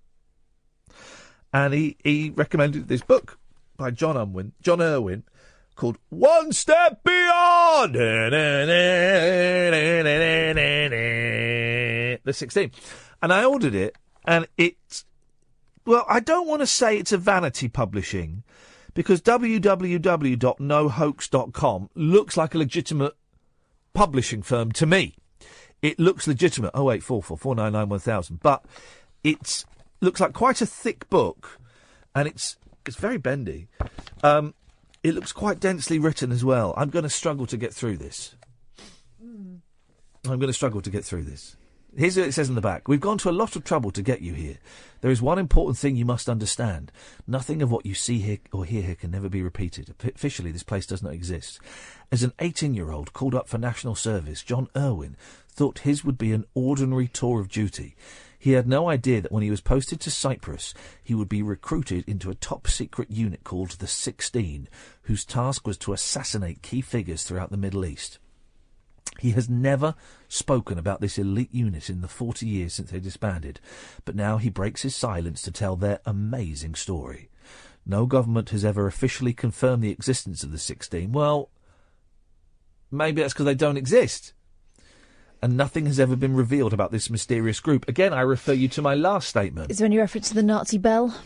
There's no index, so probably. Oh. No index? With a book that fat with that many words? Yeah. Flipping it. Good luck with that. Their training was said to have surpassed that of the SAS in unarmed combat and weaponry, because Miles said that they were it was instinctive. So I would know if, there was someone in the next room that was coming in to kill me. I'd be ready. Yeah. Primed. Indestructible. Well, kind of. His description of their 4 key missions is explosive and a riveting account of the turbulent 1950s in the Middle East. Nice little bit of social history. It's true, yeah. The Cold War was approaching its height, and there was a very real fear that there might be a nuclear conflict. Oh, because these are the people that disarmed... No, the aliens disarmed all the nuclear weapons. So all of the nuclear weapons we've got... Just pretend now. They just pretend. When there was a mission to be undertaken that no government could be seen to endorse, the 16 would do the job. They underwent unique training to ensure they had completely eliminated all fear. Like the 18.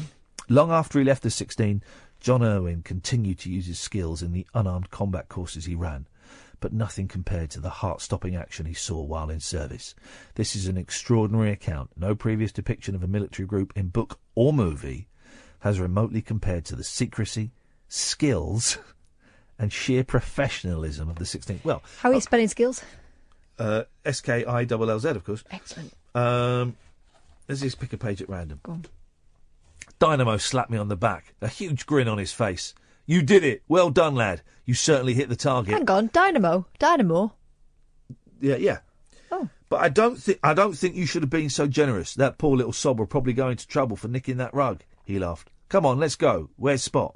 He asked Chalky, who had just arrived behind me. What on earth were you doing with that carpet, Geordie? Chalky wanted to know. Let's just get... There's a lot of... I've got a feeling that this book is never going to be read. I might read some extracts from it at Performance Ring. Can I read a bit? Yeah, of course you can.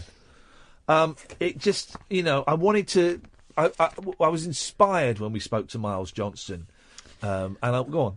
So I wrapped the gun and his finger in the smock I'd stuffed in his mouth and threw them in the river. Yep. Right, let's get out of here, Spot said. We should make good time now we've got the truck. That guy told us they were heading to another camp about 80 miles north of here. If he was telling the truth, it's going to be a while before anyone realises that they're missing. You see, this is what we're dealing with. Give me that. It cost me a lot of money, that. Oh, I found that riveting. Deary me. 0844 499 1000 is the phone number. Got a couple of... Well, we've got a spooky show coming up. Monday, we're in Macclesfield at the Mace Hall. No. What is it called? The Bait Hall. The Bait Hall in Macclesfield. It's a boozer. We'll get there at 9:30. But we're going to be very, very busy setting up the show. But if you live nearby on Monday, you're more than welcome to come along and hang out. It's a boozer, so you have to buy yourself some drinks and stuff. I spoke to Sean, the haunted landlord, earlier on, and he was just checking we were still going. Yes. Of course we are. Still going. We are still going. And he said, right, well, I've got you the paranormal investigators that are going to be there over the weekend. Beautiful. And also a medium. Hey. So we will thoroughly investigate that whole thing. Yeah, that's going to be awesome. And here's the thing, right? Just supposing that there was actually ghosts there, and that we recorded them, and that we heard them and they spoke to us. Supposing that happened, supposing we are the ones that gets the evidence that actually blows this thing sky high. I don't believe in ghosts, but I'm starting to get a little bit windy about going. Yeah. Are you? I'm not nervous. I'm only nervous about going because we'll have to talk to people. And as you know, I don't like talking to people. Oh, people are fine. It's the dead that I fear. No, it's making small talk with people makes me exceptionally anxious. So I should be dreading that aspect of it. But the ghosts and stuff, no, I'm not bothered about that because I as we said the other day, you've never seen a black ghost. They're always white people, unless God's racist, which I doubt very, very much. I don't think I'm erring back on the side of perhaps they don't exist. Not being real. Yeah. I'd like them to be real because it will make the world more fun. But here's the thing: we've got CCTV everywhere now, everywhere. How come we've never caught a ghost on CCTV? It's like the same with the killer clowns. This killer clown thing has not happened. No, there is not one bit of mobile phone footage of the killer clowns storming around, terrorising people. No, and these days they'd only be doing it for giggles on the phones, wouldn't they? It's just, I don't believe that it's happening. I don't think the killer clown thing... The stories have dried up a little bit as well about the killer clowns. I've been doing a killer clown watch in the newspapers, and they've dried up. We'll probably get some more Monday, because that's proper Halloween. So Monday, Tuesday, maybe Wednesday, it'll all be over. Meanwhile, it's in the zeitgeist, right? Yeah. My daughter's been spending a lot of time with her grandma, because she's off school. She's not at school, she works at school. And they made a pumpkin today. Yeah. Clown one.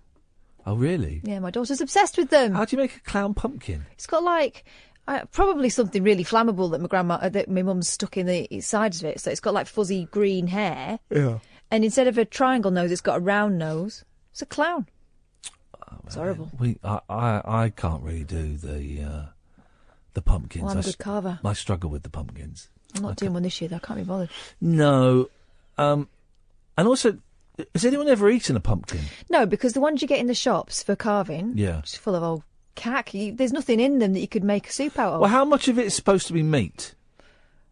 Is any of it... It's supposed to be juicy inside, isn't it? Well, no, the juice, it's just that... Because you get the seeds out. Yeah, but it's just that inch. It's that inch. That's it. That's all there is that you can eat. So pumpkins are a con. They're hollow.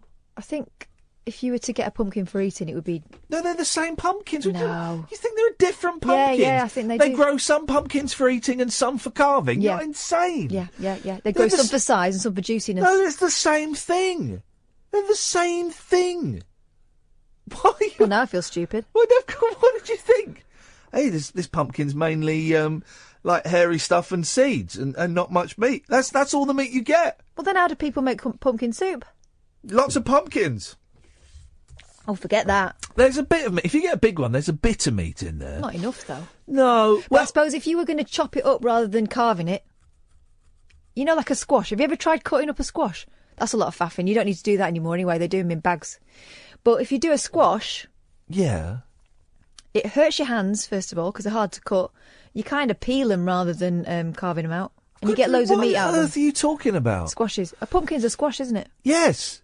But if you get a butternut squash... Yeah, you get a pumpkin. This is how I imagine you would cook a pumpkin. Pumpkin. You just cut it in half, so you got your bits, and then you just scrape the stuff out. Yeah. Put it in a bowl, put it in a pan, add some stock, some other vegetables, pumpkin stew. I wouldn't eat it unless I was really hungry, because I bet pumpkin doesn't really taste of anything. No, not really. Get pumpkin pie. Mm. Is that a pudding pie or a mains? It's a pudding pie. But pumpkin is savoury. So if you're having pumpkin stew, it would be mains. If you're having pumpkin stew, it would be starters. Mm. If you're having pumpkin pie, it'll be dessert. You had squash soup the other day. What are you moaning about? But yeah, exactly. That was nice, wasn't it? Yeah, exactly, as starters. But you wouldn't then have squash pie as pudding. Yet the pumpkin is claiming both ends of the meal. Yeah, you know why? Because they go squash nuts, don't they, for a certain amount of time in a year. You've got squash too many. Nuts. Yeah, you've got too many squashes. Too many squish? Too many squashes, squash your nuts. You got too many squashes, you've got to make something of them. So you make all your dinner out of it. Well, I think it's outrageous when there are starving children in China. Are there? Oh, yeah, there are. We are basically putting food on our doorstep and allowing it to go. We're illuminating food and allowing it to go mouldy, just to summon a few spirits, trick-or-treaters. Mm. And I that's what I find the most offensive about Broken Britain. Really do. Really does break my heart. Guys, we've got another hour of this. You're more than welcome to give us a call. 0844 499 1000 is the telephone number. We call you back. Don't forget, dear listener, of course, that there is a podcast of the show. And I tell you what I'll do. When we come back from midnight, I'll give you 2 alternatives of where you can get the podcast, because I wrote a little blog on my website, iainlee.com, and I listed some of the other places that aren't iTunes. So I'll boot that up, and I'll give you some of those as an alternative. But if you want to give us a call, 0844 499 1000. This is Talk Radio. Across the UK, online and on DAB. Talk Radio. For those about to talk, we salute you. Talk Radio. 0844 499 1000 is the telephone number. If you want to give us a call, we call you back. I'm Iain Lee. This is Talk Radio. Late night, Iain Lee on Talk Radio. We have ways of making you talk.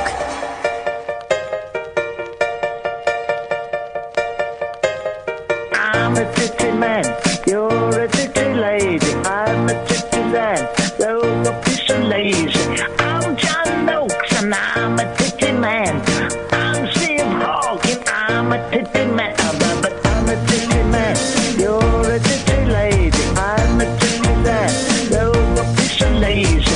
I'm John Noakes and I'm a titty man. I'm Steve Hawking, I'm a titty man. But true identity. True identity. I'm a titty man. No one knows what they're gonna see.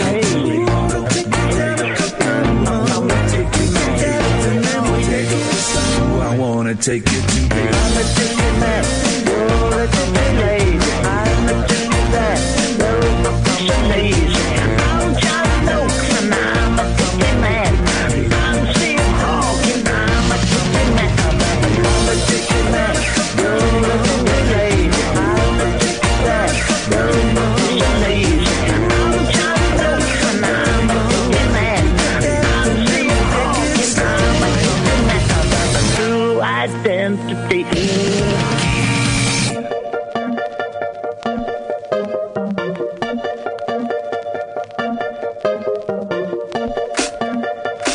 a titty man. True identity. I'm a titty man. True identity. I'm a titty man. True identity. True identity. I'm a titty man. Take off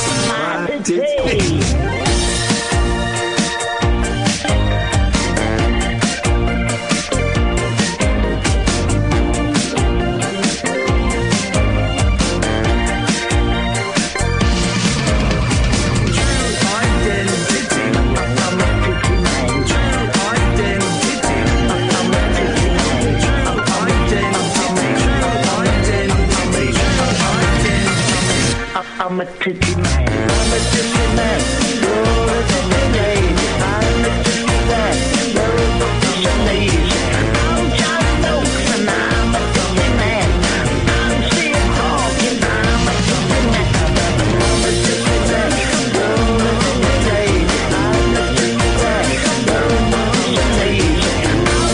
a titty lady. I'm a titty man. You're a piece of lazy. I'm John Noakes and I'm a titty man. I'm Steve Hawking. I'm a titty man. Identity. Oh, bloody hell. No. Thank you very much indeed. 0844 499 1000 is the phone number. So there are adverts all over the newspapers for Take That. Who are doing some concerts, and they're playing, big places. The O2, they're doing blimey, 1, 2, 3, 4 dates at the O2. They're playing stadiums as well. Yeah. But there's only 3 of them. Yeah. That's the thing. I would have thought... now, who can I thought, you know, going to see the Beach Boys, there's only 1 original Beach Boy in there. Going to see the Monkees, there's only 2 of the Monkees. But I thought that they'd been very successful as the 4 of them once Robbie Williams left. And they came back and they did stuff, and that was great, and they were playing stadiums. And I thought, well, that's weird that they're playing stadiums. Oh, but they have that's loads of great. dancers and machines and that, don't they? But the fact there's only 3 of them, and you kind of think... Jason Orange wasn't integral to the sound of Take That. I don't think any of them are integral to the sound of Take That. I quite like Gary. Take That. I don't think they could do it without Gary. They could, because they get... Well, he writes all the songs. Yeah, but they'd get better songs if they didn't have Gary. But I quite like a bit of Take That. But they're doing 1, 2, 3, 4, 5, 6, 7, 8, 9, 10, 11, 12, 13, 14, 15, 16, 17, 18, 19... Doing 21 dates, and some of them are in stadiums. There are 3 stadiums. There are big arenas, and you just kind of think, well, 0844 499 1000. You just kind of think, I mean, the tickets are going to be like a ton, at least. At least. And you're only seeing 3 of them. I would have imagined that Take That would be like they play a few... if there was the 4 of them, they get a few dates at the O2 and a few dates at the Manchester Arena. And if Robbie was with them, then maybe they could pull off a couple of stadiums. But the 3 of them doing stadiums, does that count? What happens when Mark Owen decides to leave? And He there's won't. 2 of them. He's tried to go it alone before, hasn't he? But what happens, would people pay to see 2 of Take That? And would they still be allowed to call themselves... Take That? It's like you go and see Shawaddy Waddy now, and there's not the original Shawaddy Waddies, or you go and see The Temptations, and it's not the original Temptations. It's a very strange thing. Who was that fella who used to come on our radio show? What group was he from? Oh, the Foundations, wasn't it? Yeah, but it turned out he hadn't sung in any of the hits. He joined them after they'd stopped having hits. And there was a woman from one of the incarnations of Boney M who was local as well. And you kind of think, all right, listen, fair play, guys, but you can't go around touting yourself as being a member of a group when you weren't. I don't know. It's a weird thing. Kiss, there's only 2 original members, but Kiss, I don't think it matters so much because they got the makeup on. Yeah. You're going to see the guys. So who's in the still makeup. in? Gene Simmons and Paul Stanley, right? Who are the main 2. Ace and Peter are now played by Tommy Thayer and Eric Carr, is it? Eric Singer. Eric Carr's dead. I do. I mean, but the Take That crew. I mean, the people that follow Take That, my sister and her mates. Yes. They would go and see him. They would go and see him anywhere. Yeah. They're very loyal. Yeah. And oh no, and I understand. You know the lengths I've gone to see the Monkees and the Beach Boys. I understand the loyalty to the band. I mean, part of me when I see the Beach Boys are playing next year, and it's just Mike Love and Bruce Johnston, but Bruce wasn't even an original member anyway. But and I'll go and I will thoroughly enjoy it. But part of me thinks, well, it's kind of like a Beach Boys tribute band. Yeah. Really. But with the Take That concerts, it's like a big girls' night out, isn't it? Yeah. I'm sure it's a brilliant concert. I'm sure it's absolutely brilliant concert. And they have lots of tricks and gizmos and things. Yeah. Oh, I went, and I was promised a night in a London hotel. Whack 'em through. If they're calling for us, don't chat to them. Let me do that. That's my job. Yes, Jim. Hello. Hello, Jim. Oh, God, I got through, immediately. Well, that's because there's no callers, mate. Yeah. That's good. That's good for me, anyway. It's good for you, Jim, yes. Certainly not good for my nerves. But what you got for us, Jim? Nothing. I apologise. Oh. Well, what made you... What force prompted you to lift up the telephone and dial the numbers? I've been on Periscope, Ian, for the first ever time. Oh, flippin' heck. Yes. I've got a new iPad. Oh, yeah. Look at you, your fancy technology, eh? Look at you, Jim. And did you seek us out on Periscope, or did you stumble across it by accident? No, I mean, I've listened to you for years and years, but I just got a new iPad, so I thought I'll look him up on Periscope. Oh, thank you. But Ian, it's not working.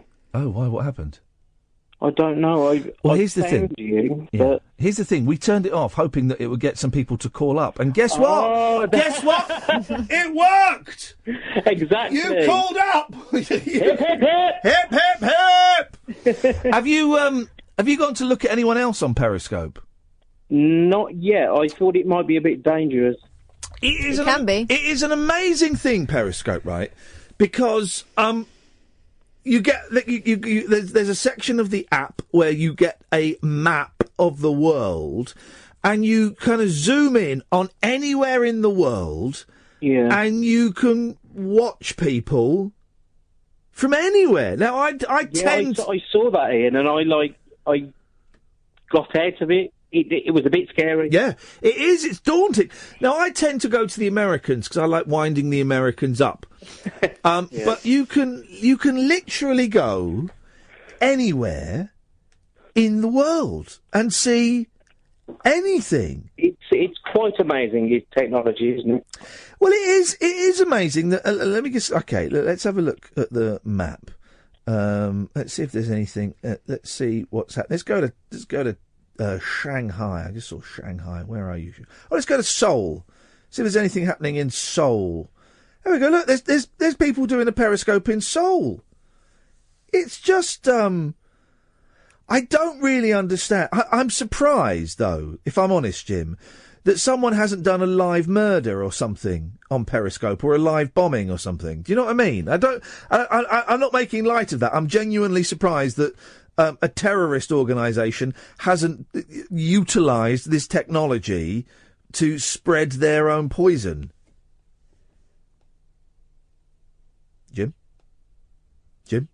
We lost Jim. Jim? Well, don't know what happened there. That was weird. Look, no, I wonder if there's any in North Korea. Yeah. Are they allowed it there? There's one in North Korea that happened. Let's have a look. This happened a few hours ago from North Korea. It's some. Oh, this is amazing. Look, we're looking in North Korea. It's some people. This is amazing. It's some women in a car. She's got a selfie stick, and there's a cat in the back of the car with them. This is the oh, it's a little dog. Look at that. Oh. It's the weirdest thing. Can you skip forward in this? Right, I'm going to follow them. That's insane. 15 hours ago that was. We're going to follow them. Next time they're on, we're going to have a little look at that and see what we can find. Jim, you're back. Where did you go? Hello. What happened? I don't know. I think it was my phone, Ian. What the hell is going on with technology this evening, James? I know. It's ridiculous. It's ridiculous. Would you go and see a three-man take that? Sorry? Would you go and see a three-man take that? I think as they get less, it gets less important, doesn't it? Yeah. Although they're... I saw, Jason Donovan in H&M yesterday. What, performing? No, he closed his eyes, he drew back the curtain to see for certain. Oh. Is that a joke? Have you just done a joke? Yeah, sorry. Thanks for calling, Jim. Wow. The opening act for Take That is the All Saints. Now that... Really? That I wouldn't mind. They're making a comeback, aren't they? They're good. I like the All Saints. They follow me on Twitter. I don't know why, but I like the All Saints. They're like Spice Girls, but with a bit of edge. 0844 499 1000. This is Talk Radio. The wild man of late night radio is back. Iain Lee on Talk Radio. We have ways of making you talk. 0844 499 1000 is the telephone number. It's 12:15. 45 minutes of this nonsense to go, dear listener. Hey, listen to this. This is a macabre story. And do you know what my first thought was when I read this? That'll make a good film. Oh. But it's a horrible thing I'm about to read to you. Okay. Do you remember? This isn't connected in any way. Do you remember the Washington sniper? Mm. And it was. When there are two of them. It was a dad and Dad his and young lad. lad. The dad would drive around. The lad would drive around, and the dad had Was he in the cut boot out, or something? He'd cut out the back of the car so he could travel around in the back and shoot people. That's awful. And then there was the police chief was talking to him via the press conferences. You remember? And he got a load of flack because he was directly addressing questions that the sniper was putting to him, and he was saying it in the thing. And it was. I remember at the time thinking, "Oh, that'll make a good film," and it didn't. It made a really bad TV movie. Oh, what a shame. Well. And what was his? He wasn't terrorist, was he? I think he had an Islamic. I think he was a Mohammed, but it wasn't an Islamic terrorism thing. Is it a racial thing? No, I thought he had beef with the police. I think he had beef. If anyone knows the the reasoning behind the Washington Sniper, 08444991000. And didn't they catch him? I'm mixing things up. Didn't they catch him because he shot someone at a petrol station, but he didn't kill them? And so normally he was like one shot and he killed them, and then they'd be off. But they were looking for a white van, weren't they? They were convinced it was a white van. And then he shot someone, but he didn't kill them, and he stayed to shoot them again or something, and they spotted him. Does anyone know? Is there a book out about the Washington Sniper? Because I would read that. I would totally read that. Better than a book about 16 super soldiers that I spent £12 on that book though. So £12? Well, in fairness, that does include postage. Okay. And it's probably limited edition. So the podcast, I thought I'd tell you about other ways of getting the podcast. Okay, so obviously there's iTunes. Let me give you two other ways. If you go to iainlee.com, I've posted loads of links up about how you can get podcasts, how you can listen again to the shows on the Talk Radio website. Turns out it's easy. What's everyone whinging about? Oh, it's really hard. No, it's not. I did it in 30 seconds. Honestly, it's the easiest thing. You go to the Talk Radio website, click on radio, click on schedule, click on my show, pick a date, boom. Right, and it looks like it's all in bits, but it plays one after the other. It's easy. Oh, I don't know. I know it's not as convenient as having it in your pocket. I know that, guy.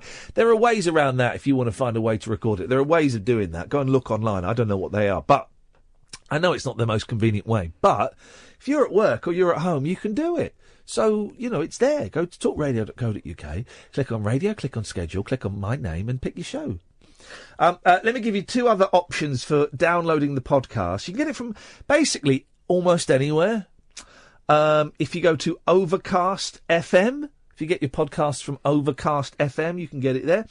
And Podcast Addict is another good one. I think that's, I believe that's an Android, but I don't know what that means. Don't know what that means. Does that mean you don't have to have an iPhone? I think so. You go to Podcast Addict and type in Iain Lee. I got my iPhone working now. Yes. It turns out that doing the thing they said to do actually worked. So basically... But they stopped talking to you halfway through this whole thing, didn't they? Basically, if there's an update and it comes on your phone and it says, do you want to download the update? You're supposed to say no. You're only supposed to do the update when it's plugged into the computer. Oh. Because when it's a big update like that, apparently, the phone can't handle it. What a load of old bull. And the thing is, you look at the Apple supports timeline on Twitter, it's full of people going, my phone's freezing, my phone's freezing. Why don't they just say, guys, really sorry, it's a little bit of a hassle, but you need to download the update by having your phone plugged into your computer. Yeah, couldn't they put that in the little box that pops up? No. They couldn't have done it. Anyway, 08444991000. Here's the story that's going to make an excellent movie. Right. A man freed after 20 years locked in a basement. Already. Oh, yeah. Already I'm in. I'm thinking, yeah, sure, take my money. Was last night being cared for by hospital psychiatrists.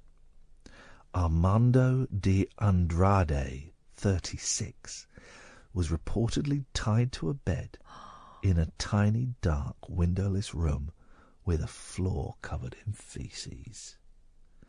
He had enormous toenails and fingernails, beard down to his knees and was malnourished.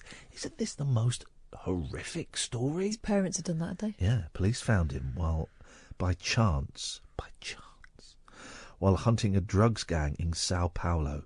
He was last seen aged 16 when his family said he had moved away. His dad and his stepmom were yesterday said to have fled the area. Flipping it. Incredible. Isn't it just the most unbelievable story? Tomorrow I'm spending the day on YouTube looking for clips of this young man because you can't even begin to imagine what that's like. I do... But these stories keep happening. I do have a perverse fascination for these stories of people being locked in cellars. What was the one? I read the book that she wrote. It was called... oh, I know which one you mean. It's called 10 Years, 13 Days or something like that. And it was incredible. And she lived in the house with this guy. And she inherited it. Did she inherit the it in house. the end? She still lives there. She lives there, right. Of course, there's... who was the Fritzl? Yeah. Joseph Fritzl. I mean, that was incredible, because he built like a secret basement and loads of different doors and stuff. And Yeah, she had cells they were, weren't they? She had kids by him, didn't she? Mm-hmm. And his wife knew about it, didn't she? Didn't she? Well, how could you? How could you not? What are you doing down in the basement? Nothing. Right. It's just that you just brought a baby out with you. Well, it is. And of course, there were the three women that were Natasha Kampuch. Natasha Kampuch. What's the book called? It's called 3,096 Days. Yeah, it's some book. Do you know? I've not seen that for a while. Maybe I had a big clear out of books. Maybe I had a clear out of that. It's some book. 08444991000. But it just goes to show you do not know what's going on in people's houses. You don't know. And all these people that are missing, there are loads of people who've gone missing. Who knows how many more people are being kept in that kind of way? People, the Washington Sniper has a book by the police chief. It was motivated by racism. The older one was executed. The younger had life without parole. Gosh. Any books about Fritzl? But then doesn't it sound, isn't it weird that the Natasha Kampuch book is great because it's her story. She's written it. And it's all about her development and the psychological trauma and all of that. And so kind of she's wanted to share that story. If there's a book about Fritzl, it won't be written by the daughter, I'd imagine. It'll be written by a policeman who wants to make a few quid. So there's something quite macabre about wanting to read those things. But I do find them fascinating. What was it? There were the three women recently, weren't there, in the state recently, probably a year or two ago, that had been held by these, were they Mexican? Yeah, I think so. They were bad hombres, I think is the phrase now. Understatement. Very bad hombres. And they'd been held for about 10 years, hadn't they? Mm. There was one in London recently, wasn't there? The Marxist or Maoist? He was a Maoist. Oh. And it was his daughter. And his ex-wife or something, wasn't it? And I've just joined the dots. It was, and his ex-wife, and he kept them prisoner. And they thought he was magic, and they thought that he would put a spell on them or something if they went. And I've just remembered something that I didn't tell you. Oh. You know, I went to meet some Gary Glitter fans. Yes. Right. The last two I met, the lady and the gentleman, only 5 more years until the release party, were telling me something fascinating, and I forgot to tell you this. I totally forgot to tell you this. And I can't remember all of the story, unfortunately, and I didn't record it. But I don't want to say the wrong thing. I don't want to make the story bigger than it is. But they were in communication online with a fan. This was it. They were in communication online with a fan that wanted to send Gary Glitter some presents in prison. Paul Gadd some presents, right? And they got in touch with one or both of these two because they were big fans, quite well known in the community, saying, look, I'm a big fan of Gary Glitter. What can I send him in prison to show him my support? And they said, well, this and this won't get through, this, but if you knit something, that he'll probably get that. He likes knitted socks. He likes blue socks or something, I think is his thing. And so she knitted these socks and she sent it in, and they opened up this conversation online. And she's going. The people I met were asking this woman why Gary Glitter, and she was quite gushing in all these messages about her love for Gary Glitter. And she's going, well, he got me through a really difficult period in my life when I was young and growing up. His music was the only thing that I was allowed to listen to, and it kind of, it was about freedom and it was the daughter of the Maoist guy. It was the woman who'd been held prisoner in that house. Oh my word. She was a big Gary Glitter fan because his music had meant so much to her. Imagine not only is your dad pretending to be magic, not only is your dad keeping you prisoner in his house, the only thing he's letting you listen to is Gary Glitter. I mean, it just gets worse and worse, doesn't it? She knew what he'd done. Yeah. But the music meant was the thing. So much to her, was so powerful for her. Gosh.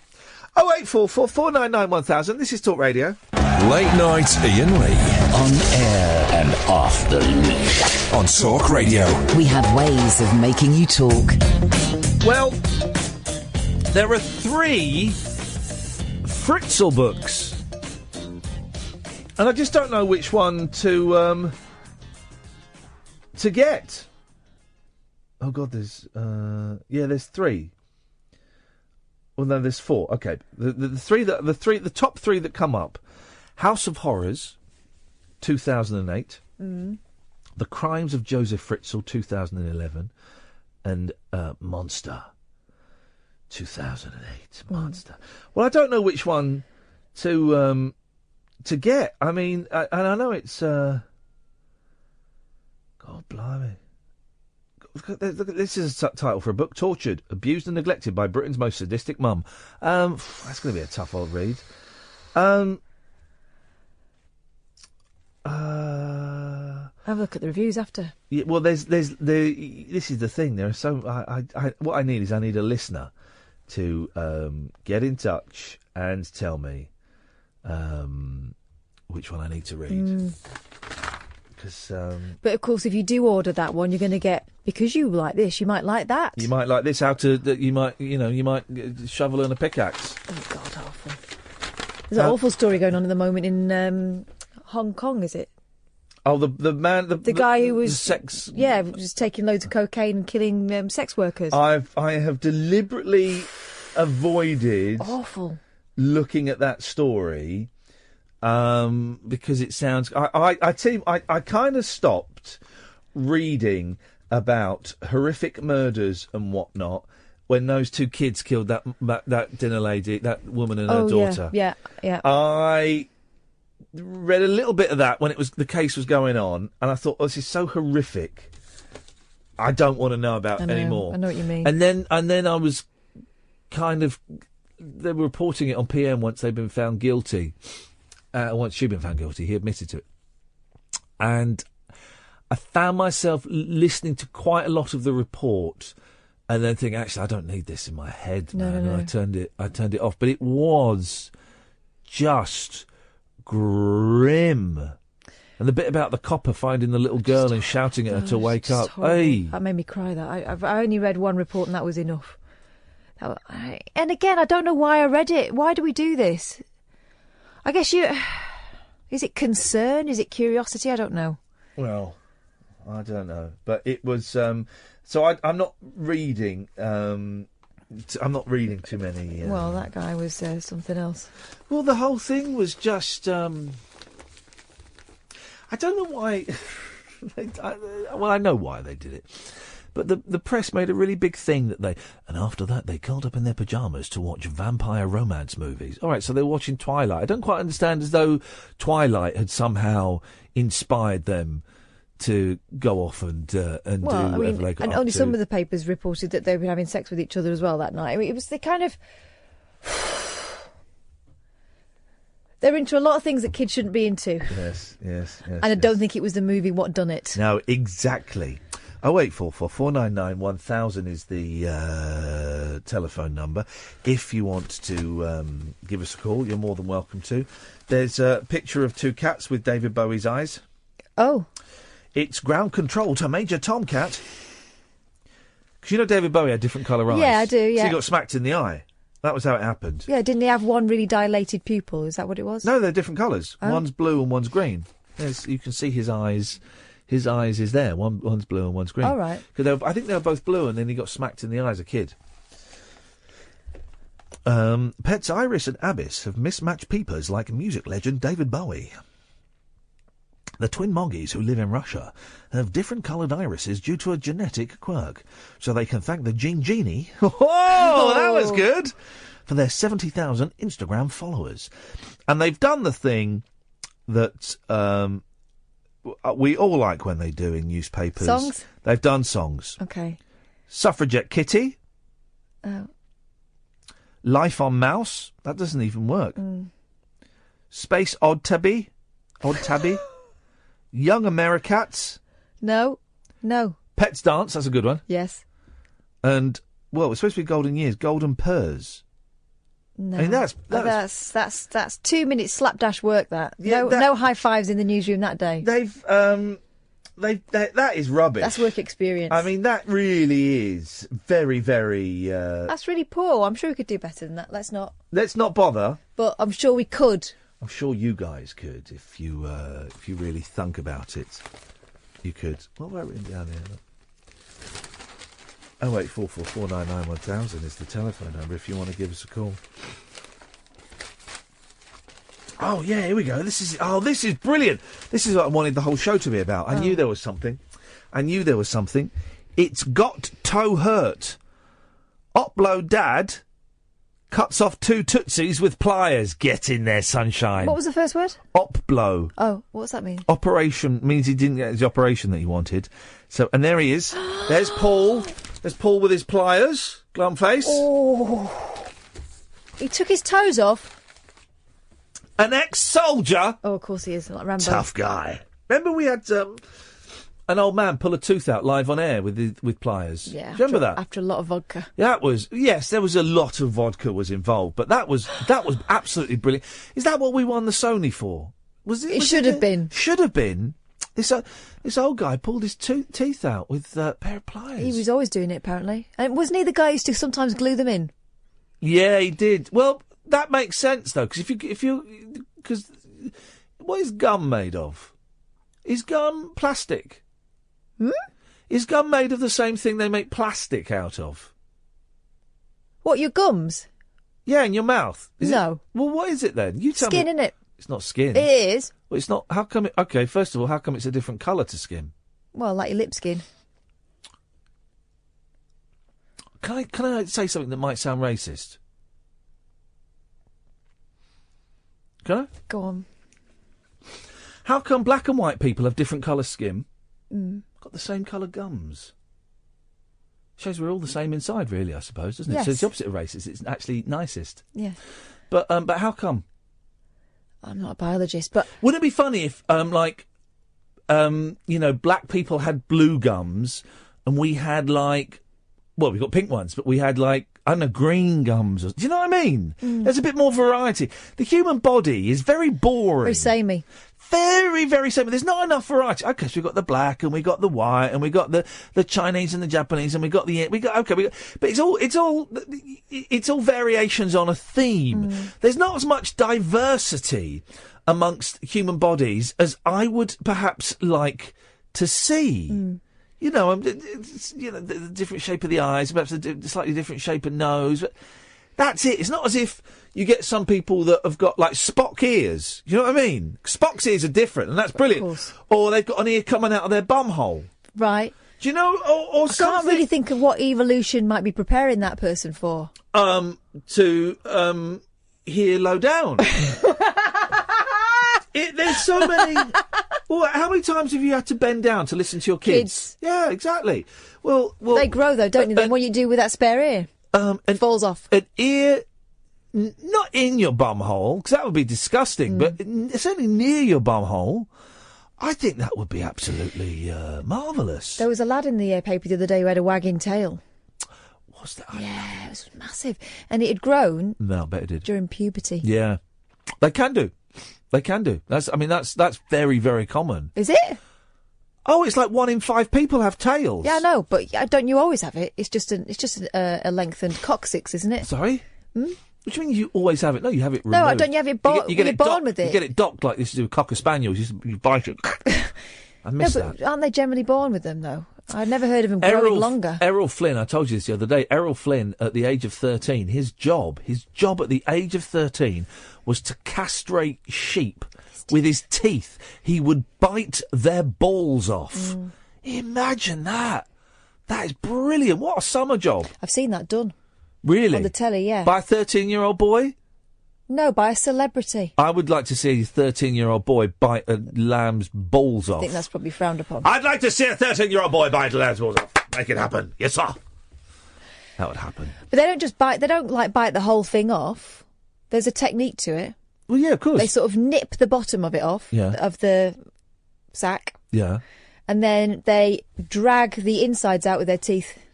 No. Yeah. And then they nip off the little tubes. There's a technique. I want to find the passage. If anyone's got Errol Flynn's autobiography, 08444. That wasn't the fact I thought you were going to tell me about Errol Flynn. He had a massive dick as well. Him and Roddy McDowell. Here we go.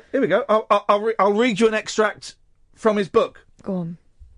Hang on, let me find it. I was the newest man and had to begin at the bottom, right? This is when he's working on a sheep ranch in Australia when he's written 13. this himself, has he? This is from his autobiography. Oh. The bottom of the sheep itself, literally. I was one of 4 men in a line, an assembly belt for sheep shearing. The first man took the young hogget, as a young lamb was called, and he had to dag him.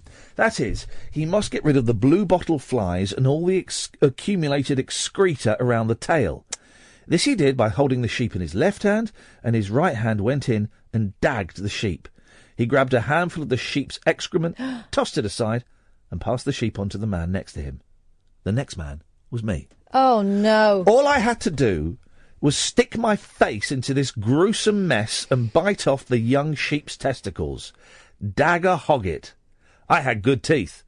I put my nose into this awful-smelling mess, my teeth solidly around the balls of the 6-month-old sheep, and took a bite while I held him upside down.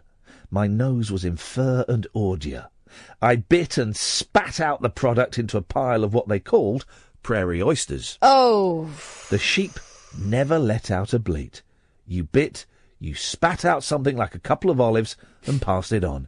Every day I had my proportion of oysters. The blue bottle flies swarmed all over me. That is a proper job by a proper geezer, 13 years old. Oh, thank you. Okay. And I just pray to God that one day my boys will get a job like that. Make Daddy proud. Late night, Iain Lee on Talk Radio. We'll get you talking. Oh, I meant to mention this, and he's called in. I meant to mention this. Ladies and gentlemen, all the way from New Zealand, it's Tom. Hello. Hey, Tom, how you doing? Yeah, good, thanks. What kind of cake? Lemon drizzle. Of course. How was your journey over to New Zealand, Tom? Was it long and arduous? It was, yeah, it's quite painful, yes. How long is the flight? I made it. 14 hours and then 10 hours. Yes, with a 4-hour stopover in Singapore. I mean, that's 2 very long flights. Listen, for those who don't remember, Tom is very, very powerful in the theatre. He's up there, and he came on saying he was... What was the show? I can't even remember what the show was you're doing over there. Oh, Priscilla! The show is Priscilla, Queen of the Desert, yes. The reason he popped into my mind is because someone asked my sister yesterday on Twitter, who lives in New Zealand, oh, did you ever go and see that show that listener mentioned? And I must admit, I'd completely forgotten about it. And my sister tweeted... She is coming this evening. When is she coming? Tonight. Oh. Hey! So I'm meeting your sister tonight. That's so funny, Tom. Thank you so much. You're so kind. She tweeted a brilliant thing saying, yes, and he's even invited us for a backstage tour. Tom. Of course, yeah. She'll get the backstage tour from me, so she'll get to meet me, and I'll show her everything. Tom, you're so kind. You're very kind. Make sure that either my sister or my brother-in-law buys you a drink at the very, very least to say thank you. Has the show? The show's been going for a couple of weeks, has it? Yeah, it has been running for a couple of weeks. Yeah, it's going very well. Yeah, selling out. It's great fun. And people are loving it. How long is it on there for? We have another 2 weeks of shows, and it runs until the 14th of November. And then do you come straight back, or do you get a bit of time out there? I come straight home. I'm actually leaving the show before the end because I've got another job, so I have to fly. I'm flying home next week, but it runs for another 2 weeks after I leave. Oh, look at you, busy in the theatre world. That's brilliant. Yeah, you know. Yeah, keep busy. Oh well, did Id's family get in touch? No, I haven't been in touch with Id, but I can. I was expecting to speak to him actually, but he can tweet me and I can sort out some tickets for him. Well, where is Ed? He's away with his girlfriend. Ed's gone off to I forget about him, Tom. He's a loser. Oh, he's in Barcelona. Yeah, what a loser. Tom, remind me of your Twitter name, Tom. It's just Tom French UK. Get Ed to send me a message and I'll sort out some tickets. Oh man, you are this is the nicest guy. Listen, Tom, we owe you. If you, I know it's not on the same scale, but if you ever want to come to any of our events, even if they're sold out, we can sneak you in. Thank you so much. I will. It's an absolute pleasure. Well, I'm glad you're having a great time. Thank you for looking after my sister because it means a lot. So thank you, man. That's all right. Thank you, mate. Is that it? Is that what you wanted? That was it. I was just going to say, meeting her tonight, and it's the afternoon here, so I'm going to go to work. Nice one, man. Thank you very much. What a nice man. Look at that. You see, look. Yes, I expect to get free stuff. I'm a big celebrity, but looking after my sister like that is very, very kind. Yeah, it was nice of him. It was very nice of him. We didn't find out what show he's got over here. We might be able to blag some free tickets for that. For me. Well, slowly, catchy tickets. An ex-soldier lopped off... 08444 499 1000, by the way. An ex-soldier lopped off 2 of his toes at home without painkillers after getting frostbite. Tough guy. Didn't Ranulph Fiennes pick his off? Yeah. Toes, I think you could do. Because toes, there's not... Well, you know you break your little toe about 6 times every year. Mm. That's true. Really? Yes, you do. Because the bones... I could cut my little toe off with pliers now and it would be all right. Wouldn't you fall over? Don't you need your little toe for balance? No. That's a myth. Oh. I could cut my little toe off right now and I'd be all right. Mm. It would smart a bit, but it probably would hurt less. You know when you're pulling your toenails off and you do the big toe... But it goes down too far, and the point goes down, and you pull that bit off, and it bleeds. Yeah. Cutting off your little toe probably hurts less than that, and probably bleeds less than that. Oof. I don't want to try either of those things anytime soon. If I still drank, and I was drunk now, I would cut a toe off now. Oh, stop it! Well, I would cut a toe off. What, one of mine? Well, I'd cut one of mine off. Listen, this Paul Dibbins, 57, can do it. Yeah, but his were frostbitten, so you probably couldn't feel him anyway. Paul Dibbins, 57, removed them with a Swiss Army knife, pliers and scissors when told he faced a 6-week wait for surgery. So the hospital's going to do it. That makes me feel sick. He was impatient. Flipping brilliant. No. He claims a surgeon who inspected his hour-long living... Hour? Oof. What you doing, Paul? Cutting my bloody toes off. What are you doing that for? You're going to get blood all over my new carpet. Thought you were going to hospital. Won't be able to see me till December. Oh, you bloody... Well, listen, right, do it, but you clean up after you. I'm going up to bed. You come up when you're finished. Not go bleeding all over the bloody sheets. Oosh. He claims a surgeon who inspected his hour-long living room amputation told him it was textbook. Paul said, I bit the bullet and cut off the toes. Oy. The doctor said they were going to kill me. He got frostbite. Guess where he got frostbite? He's an ex-soldier. Guess where he got frostbite? Lytham. Not far. He got frostbite in his right foot while spending 3 hours fixing a car on a bitterly cold day in March. March? It was mild, wasn't it? Doctors told film restorer Paul of Buckfastleigh, Devon, the leg would have to come off below the knee due to complications. I bet he'll take that off as well. What are you doing now? Taking leg off below knee. Oh, you silly bugger, Paul! Oh. Due to complications linked to his diabetes. Oh, blimey. The former Lance Corporal said he was being wheeled into theatre when the operation was called off after another overran. He discharged himself. I bet his feet were discharging as well. And spent 6... What's so funny? Why are you so funny about feet? It's just anything like that. Chopping things off. John Wayne Bobbitt, isn't it? I'd chop someone else's off, but not my own. He discharged himself and spent 6 months trying to treat his toes, but they developed potentially fatal gangrene. God. Paul got another hospital surgery, but didn't want to wait 1.5 months. 1.5 months. They're only 6 weeks. they're only saying that because they said 6 weeks earlier on. But no one says 1.5 months. There's a stupid way to say time. Wife Elaine, 57, added, I couldn't be in room while he did it, but I know that he had to do it to save his foot, his leg, and his life. He's always been a survivor. Well, he has up till now, but one day he won't be. We're all survivors at this point. Yeah, one day he won't be. One day he'll be dead. You've got to respect that. Yeah, but it shouldn't come to that, should it, when people are doing their own operations? Oh, don't turn this into a... cuts. No, exactly. Literally. Yeah, in his living room. Don't turn this into a Save the NHS rant. Save the NHS. For once, for God's sake, the Save the NHS NHS. has done a good thing here by discharging this man. And he's got a brilliant story. If I had to cut a toe off, right? Oof. What a brilliant story to have. Imagine you're at a dinner party and the conversation runs dry. And it's silence. Hey, did I ever tell you about the time I cut my toe off? Here, have a look at this. What? Have a look at that. I did that myself in the living room. Told you about what my granddad did. He drilled through his finger. That's quite common, yeah, when you get the blood building up behind your fingernail. Yeah, that's quite common to do that.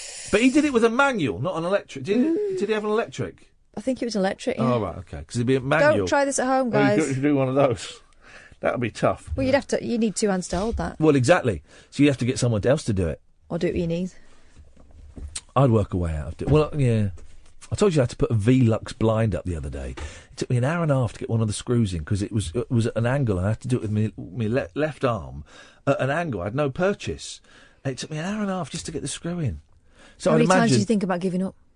I never. Oh. Never. Did not... I spent an hour and a half making no progress. No, never give up. Never. I'm not letting Velux get the better of me. I don't think so. No, I taught those guys a lesson. I hope Pride of Britain are listening. Very, very soon, the Pride of Britain. Why is Carol Vorderman the face of the Pride of Britain? Because she got Rear of the Year.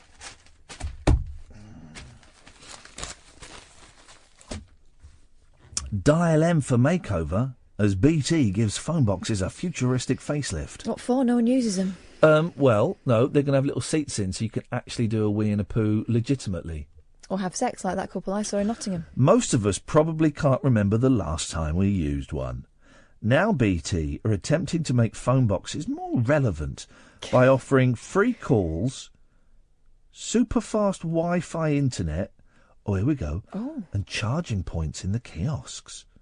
The facilities, branded as link sites, will also have touchscreen computers which offer access to maps. I tell you, the best thing as a kid, and this is before we had video games, before we even had the Binatone, the best thing as a kid, and it was like the old-fashioned equivalent of touchscreen, was the big map on the edge of Slough, and you had buttons to press, and it would light up. Yes, I remember. That was, and we never. It was You right are here. It was right at the end of the high street by the library, but it was a weird place that we didn't really go very often. So it was a real treat. It was a real treat to go and stand by this map, and I remember it being massive. And like in my head, I remember like a row of like 100, and they were like big silver buttons, big knobs. I remember about 100. There were probably about 12. But I could stand there all day just going, right, you are here. There. Library. Oh, there it is, over there. It was the most fun you could have. The most fun. Do you see those anymore? No. I love You Are Here maps. I don't know why. There's something about... I'll tell you the most fun was going into W.H. Smith's. This is when I was 9 years old.